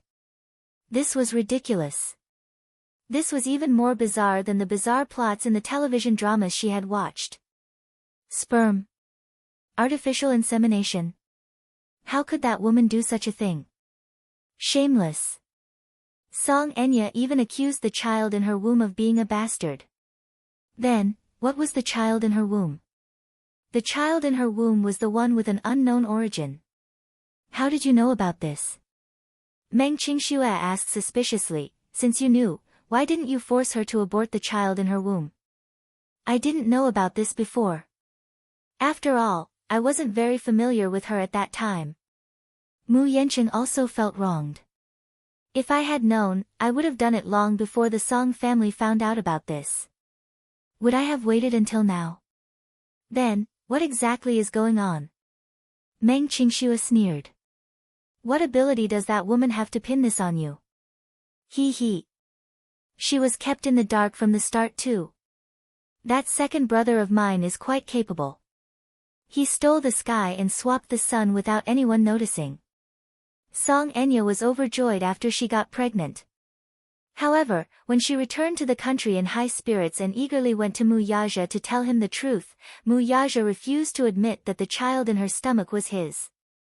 Song Enya took out the DNA test report, but because I'm related to Mu Yaja by blood, no matter how the child is tested, it's definitely related to Mu Yaja. He paused for a moment before his expression turned frosty. After all her scheming, Song Enya probably knew that it was impossible between her and Mu Yaja anymore. So, she schemed against me again. Since the child in her stomach is not Mu Yaja's, my shrewd second brother will naturally not admit it. But the child had to have a status and a father. He couldn't just abort it. She's the city's young lady. If news of her abortion were to spread, it would bring shame to the Song family. So, she schemed against me. That night, I bumped into her at a bar. She spiked my drink and brought me to a hotel. The next day, she slandered me for sleeping with her. At first, I was kept in the dark. But after that, I specially sent someone to investigate this matter. I didn't expect to be set up from the start. So, Meng Qingxue could not help but feel indignant when she heard this. Why did you marry such a woman? Chapter 2787. Mu Yanqing's expression was a little solemn. I just got promoted and didn't have a strong foundation. If I were to marry into the Song family, my position would be stabilized. Hence, I obeyed my second uncle's wishes and agreed to marry her. Meng Qingxue bit her lip hard. She could not take it lying down. She could not take it lying down. At the end of the day, it's because I'm a commoner with no status or background that I can't be with you, right? Meng Qingxue smiled coldly and suddenly sucked in a breath of cold air. How ridiculous. What's the point of marriage? Isn't it because of love? What a joke. Mu Yanqing suddenly stopped talking. Seeing that he did not speak, Meng Qingxue felt a chill in her heart. She suddenly turned around and sat back on the bench in silence. However, the tears in her eyes could not be stopped. What Song Enya said was right. He could love her and give her all the glory and wealth, but he could not give her the most basic status. What was the difference between her and a canary if she stayed by his side? She swore that she would snatch Mu Yanqing back from Song Enya. Unfortunately, she did not have a family background like Song Enya's. Just the word, family background, was enough to crush her powerlessly. Mu Yanqing walked over and sat down beside her. He reached out his long arms and pulled her into his embrace. Qingxue, don't think too much. I can swear to you that I have no feelings for Song Enya at all. Everything can't even be considered as an act. In the future, I won't be like before and indulge in debauchery outside. I can promise you that from now on, I'll only have you and treat you well. I'll take good care of you. Mu Yanqing promised her again and again. I'll only have you in the future. There won't be any other woman. Qingxue, I'll definitely keep my promise. This is my promise to you. You can give me everything, but you can't marry me. Meng Qingxue suddenly became agitated. Why are you so obsessed with marriage? Mu Yanqing asked in puzzlement. Meng Qingxue's expression suddenly froze. She looked at him bitterly. Then what should I be obsessed with? Isn't marriage where love belongs? Wasn't this natural? This was a title, and also a basic respect for me. Mu Yancheng, do you even know what I need? Mu Yancheng looked at her expressionlessly in silence. Seeing that he was silent, Meng Qingxue felt even more wronged. Suddenly, she sucked in a breath of cold air. Her eyes were slightly red as she said calmly, I saw the news some time ago. Mu Yaja's fiancée is that popular A-list actress, Yun Shishir. I know that Mu Yaja is your second brother. I also know that he was willing to give up everything in the Mu group, including that glorious title, for Yun Shishir's sake. When I saw it, I was really touched. I was envious of Yun Shishir for being married to love. But I know that this kind of utopian love is something that can only be hoped for but not achieved. But to be honest, when I saw the news, I was so envious that my eyes were about to pierce through. Why can Yun Shishir be so happy, while I can only live lowly? Mu Yancheng suddenly interrupted him coldly. Are you blaming me? Mu Yancheng asked again, or are you blaming me for being useless? Chapter 2788. Meng Qingxue looked up at him in surprise, only to see that his face was cold. It was no longer as gentle and warm as before and was filled with unfamiliar hostility. Now that she was pregnant, no matter what she said, he would go along with it. Even if he had to coax or lie to her, he would never let her suffer. However, his pride could not tolerate comparing him to Mu Yaja. When he was young in the Mu family, Mu Yaja was the one who was compared the most. He had heard the name Mu Yaja so many times that his ears were about to grow calluses. This name was shrouded in a halo, like a high and mighty god, unreachable. Some people were born with outstanding talent, such as Mu Yaja. Some people were not talented enough, such that even if they worked hard later on, it would be difficult for them to surpass them, such as him. It was not that he did not work hard, but no matter how hard he worked, he could not catch up to this man. Of all the things she shouldn't have done, the thing she shouldn't have done the most was to compare him with that man. However, it did not matter who compared him to Mu Yaja. It just had to be her. It just had to be the person closest to him. Since you think Mu Yaja is better, why did you choose me? Meng Qingxue's face turned pale for a moment, and she could not say anything. Qingxue, do you know why I want to marry Song Enya? Mu Yanchen smiled wickedly and said word by word, because only by relying on the power of the Song family can I help. I've just risen to power and don't have a strong foundation, so I need a marriage alliance to strengthen my background. Do you understand? Meng Qingxue could not take it anymore and asked, are the so-called power, status, glory, and wealth really that important? Power, status, glory, and wealth? Not important. Mu Yancheng sneered. Do you still remember? Back then, when you signed with the modeling agency, how much did I have to pay for the breach of contract? Meng Qingxue's lips trembled. 300,000. What I didn't tell you was that the boss of the modeling agency raised the price and demanded 2 million before he would let you go. If I hadn't used some means to pressure them, 300,000. Do you want to leave? Do you remember the man you offended at the bar? Meng Qingxue recalled for a while in a daze. That's right. Back when she had accompanied Mu Yancheng to a bar, a middle-aged man happened to be sitting in the private room next door. When Mu Yancheng was dragged away to socialize, the man took the opportunity to take advantage of her under the influence of alcohol.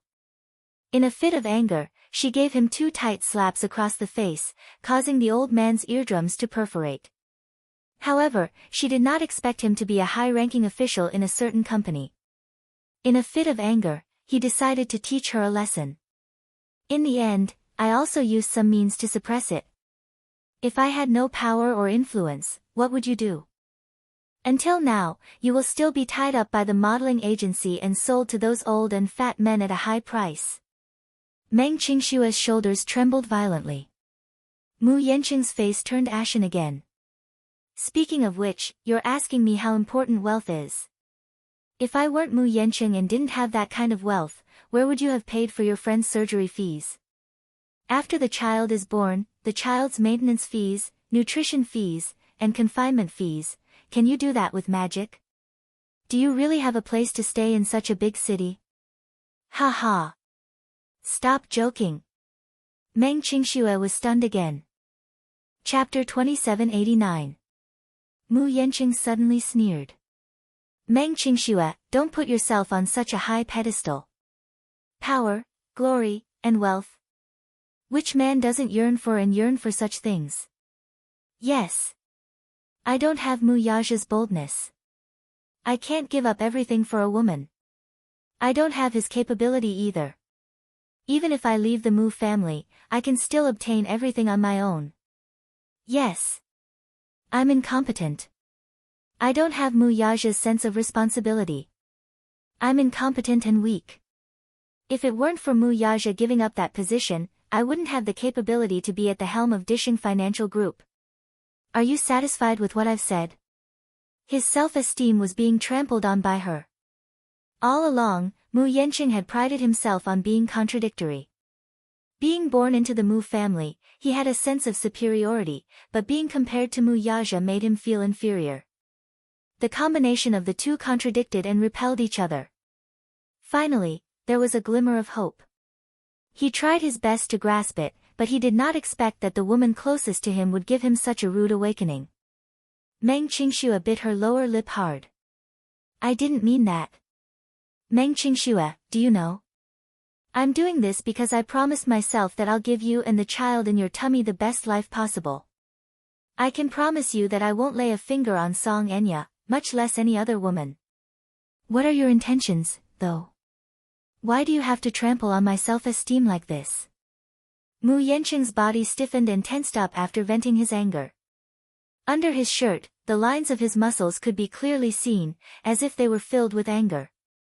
Meng Qingxue also knew that she had said something wrong. She was flustered and vexed. She wanted to explain herself, but she did not know where to start. Yanqing, calm down. Meng Qingxue hesitated for a moment before spitting out a few words with difficulty. I said something wrong. It seems that you haven't considered our relationship properly. Mu Yanqing said with a livid face. He stood up abruptly and turned to leave without looking back. Yanqing. When Meng Qingxue saw that he just walked away, she couldn't help but feel a little anxious. She got up and wanted to chase after him. However, the surgical lights behind him suddenly went out. The door suddenly opened. When Meng Qingxue heard the commotion, she turned around and saw that the door of the operating theater was wide open. A group of medical staff pushed a bed out in a hurry. She looked anxiously in the direction where Mu Yanqing had left and then at Chu Ho, who was being wheeled out by a group of nurses. After a moment of hesitation, she clenched her fists tightly and walked toward the chief surgeon. Doctor, how was the surgery? Was it successful? The doctor glanced at her and saw tears on her face. He thought that she was worried and afraid, so he immediately comforted her. Miss, don't worry. The operation was a success. However, the patient will have to be transferred to the intensive care unit immediately. After the surgery, he has to rest well until the infection period passes. Meng Qingxue's mind was still firmly occupied by Mu Yanqing's words just now. She only knew that Chu Ho's surgery was very successful. While she was happy, she was also distracted by Mu Yanqing's words. Meng Qingxue asked tentatively, then, is the medical fees enough? When the doctor heard this, he was stunned and asked doubtfully, the gentleman who was with you previously paid for all the expenses. He paid 300,000 yuan in one go. Didn't you know? Chapter 2790. Meng Qingxue was stunned, as if she had been struck by lightning. If you don't have any wealth, will you be able to conjure up the money for your friend's surgery? Wasn't the doctor's words a wake-up call for her as well? Meng Qingxue's heart suddenly clenched. Her breathing quickened and she was about to suffocate. Got it. Then, thank you. Doctor. Don't worry. If you recover well and recuperate well, you should be able to regain your memory soon. Meng Qingxue clenched her fists and nodded blankly. After settling the procedures, Chu Ho was quickly transferred to the ward. Meng Qingxue stood by the bed absent-mindedly. Looking at Chu Ho, who was still under general anesthesia, her mind was filled with Mu Yanqing's angry words. What are you up to? Why do you have to trample on my self-esteem like this? Meng Qingxue suddenly broke down. Covering her face with both hands, she weakly retorted, I didn't. I really didn't. Chu Ho could not hear her muttering now. She was wearing an oxygen tube and her eyes were tightly shut. Her face was dead calm. Chu Ho, what should I do? Meng Qingxue gritted her teeth. I hope he knows that even if he has nothing, I'm still willing to be with him. However, I can't refute what he said at all. But, he really misunderstood what I meant. In the darkness, Chu Ho felt as if she was drowning in a black ocean. She was bobbing up and down, as if she was drowning in the water. She opened her eyes in a daze, only to see endless darkness. It was as if her soul had left her body and was floating in mid-air, without a sense of belonging. Who am I? Where am I? In a daze, Chu Ho seemed to hear someone calling her name. Vermilion Bird. Vermilion Bird? This was not her name at all. It was very unfamiliar, yet it felt familiar at the same time. It was gently calling out to her, and she actually had an unimaginable sense of belonging. Officer Vermilion Bird. Here. The Secretary General invites you to his office. He has an important talk. I'll be right there. Chu Ho looked in the direction of the voice and saw a woman who looked exactly like her. She was wearing a well-ironed uniform. She was tall and her back was straight. Her uniform was full of heroic spirit, which made her look fierce and valiant. On the armband was the symbol of Interpol, a sharp sword piercing through the earth and a scale pole, symbolizing the supreme majesty and justice. His field of vision gradually cleared, and what entered his eyes was a tall building filled with a majestic aura. The building was squarish, like a silver fortress, towering and magnificent. At the entrance of the building, the English logo, Interpol, was extremely eye-catching. Interpol was the second largest international organization in the world after the United Nations. It was also the largest police organization in the world. They play an irreplaceable role in deepening police cooperation and cracking down on transnational crimes. Interpol, or ICPO for short, was established in 1923. It was originally called the International Criminal Police Committee, and its headquarters was set up in Vienna, the capital of Austria. Chapter 2791. On the second floor after the war, the criminal police of France, England, and Belgium established a new organization and continued to use the original name of Interpol. After 1956, the Interpol moved to Lyon, France, and changed its name to Interpol. As the second largest international organization, Interpol maintained a neutral position. It would not intervene in politics, military, religion, or non-transnational crimes. Its goal was to put the safety of the world's people first, and its main goal was to investigate international terrorism. Terrorist activities, organized crimes, such as drugs. Let's go. Private army fire black money, high-tech crimes, transnational corruption, and other crimes. Interpol held a plenary meeting every year and often held various international and regional seminars. The organization maintained a close relationship with the Central Bureau of each country and organized international manhunts. Was an emergency warrant used by Interpol to fight international crimes. One of the most important branches of Interpol was the Anti-Mafia Group. As the top anti-mafia inspector in the organization, Vermilion Bird's name was prominent. President's Office. Vermilion Bird stood at the door and gently knocked. Come in. Vermilion Bird pushed the door open and walked to the desk. She looked at the middle-aged Asian man sitting on the chair and raised her hand to salute him. Sir. This man was the new president of Interpol, Liu Yanwei. At the 85th plenary meeting of Interpol held in India, Liu Yanwei, the Minister of Public Security, was elected as the new president for a 4-year term. He was the first Chinese president of Interpol since its establishment 100 years ago. Lu Yanwei glanced at her and didn't say much. He handed her a craft paper letter without exchanging too many pleasantries. I have a task for you. Vermilion Bird opened the envelope expressionlessly.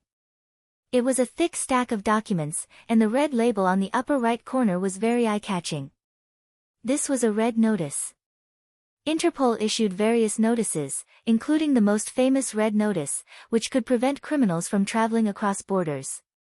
Red Notice, commonly known as Red Notice, was one of the 7 international notices issued by Interpol members when they requested assistance from other countries to investigate crimes. It was named after the red emblem on the upper left corner of the notice. It was the highest level of emergency warrants. The other 6 were blue, green, yellow, black, orange, and purple. Bulletins were issued in English, French, Spanish and Arabic, the official working languages of the organization. In addition, Interpol and the United Nations jointly issued special arrest warrants, mainly for the relevant persons sanctioned by the United Nations Security Council. Red Tong. The arrest warrant was jointly issued by the Director of the Interpol Central Bureau and the Secretary-General of the Interpol General Secretariat of the country concerned. It could be regarded as an international certificate that allowed for temporary detention. The order was valid for 5 years and could be renewed until the criminal was apprehended. Upon receiving the red notice, the Central Bureau of each Interpol member can immediately arrest and detain the wanted persons and conduct international extradition with reference to the relevant laws of their respective countries. Gu Jinglian. The Vermilion Bird looked up, her eyes filled with confusion. Chapter 2792. Among them, the most sensational case was an international trafficking case. It was so big that it even alerted the FBI. This person is not ordinary. Lu Yanwei took a puff of his cigarette and flicked the ash away. The Gu family's influence in our country is not to be underestimated. However, I didn't expect them to be so rampant in recent years. If we don't stop them, I'm afraid they will become a cancer in the international criminal world. Vermilion Bird furrowed her brows and stuffed the documents into the envelope. She asked indifferently, Sir, what orders do you have? I'll leave this task to you. What should I do? Zhu Ke was at a loss.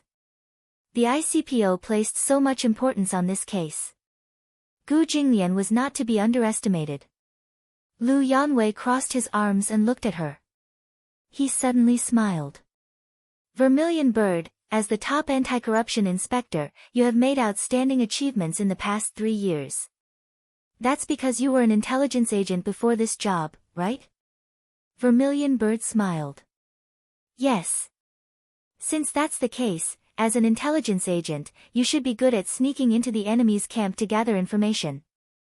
Lu Yanwei said. Sir, do you mean that you want me to sneak into the Gu family as a spy? It's not enough to just have a criminal record. His crimes have been appealed by the Nuremberg military court. We need sufficient evidence to convict him. As Lu Yanwei spoke, he looked at her deeply. I think Officer Vermilion Bird should be able to give me a perfect answer. I understand what you mean. Zhu Ke saluted meticulously. I'll go prepare. Zhu Ke turned around and left the office. Behind her, Lu Yanwei smiled satisfactorily. Chu Ho looked at Zhu Ke's figure disappearing at the end of the seemingly endless corridor with a puzzled expression. The image rippled like the surface of the water again. In the end, it was an old house. Zhu Ke became a spy under the alias of Red Lotus and successfully sneaked into the Gu family. The Gu family was divided into 4 main halls. Green Dragon, White Tiger, Black Tortoise, and Zhu Quebec Luosheng Hall was a branch of Black Tortoise Hall. Zhu Ke sneaked into Luosheng Hall under the alias of Red Lotus and quickly gained the trust of Luosheng Hall's hall master, Luoshengjie. At night, the night wind was bone-chilling. The main residence of the Gu family was located in an old and prosperous manor. The scenery here was unique, and it was far away from the hustle and bustle of the city. It was a rare and peaceful place. 100 years ago, this place was densely packed with aristocratic mansions. The Gu family, which had 100 years of history, was also an aristocratic family. With the passing of time, this piece of land had become the most desired and unattainable place in the capital. However, in this piece of land where every inch of land was worth its weight in gold, the Gu clan's old mansion had tyrannically occupied a considerable amount of land by relying on its incredible power. At this moment, dozens of luxurious cars were parked by the roadside at the entrance of the Gu family's mansion, forming a long black line. Dozens of burly men in black suits stood at the entrance with cold expressions. The scene was particularly spectacular and had a somewhat domineering aura.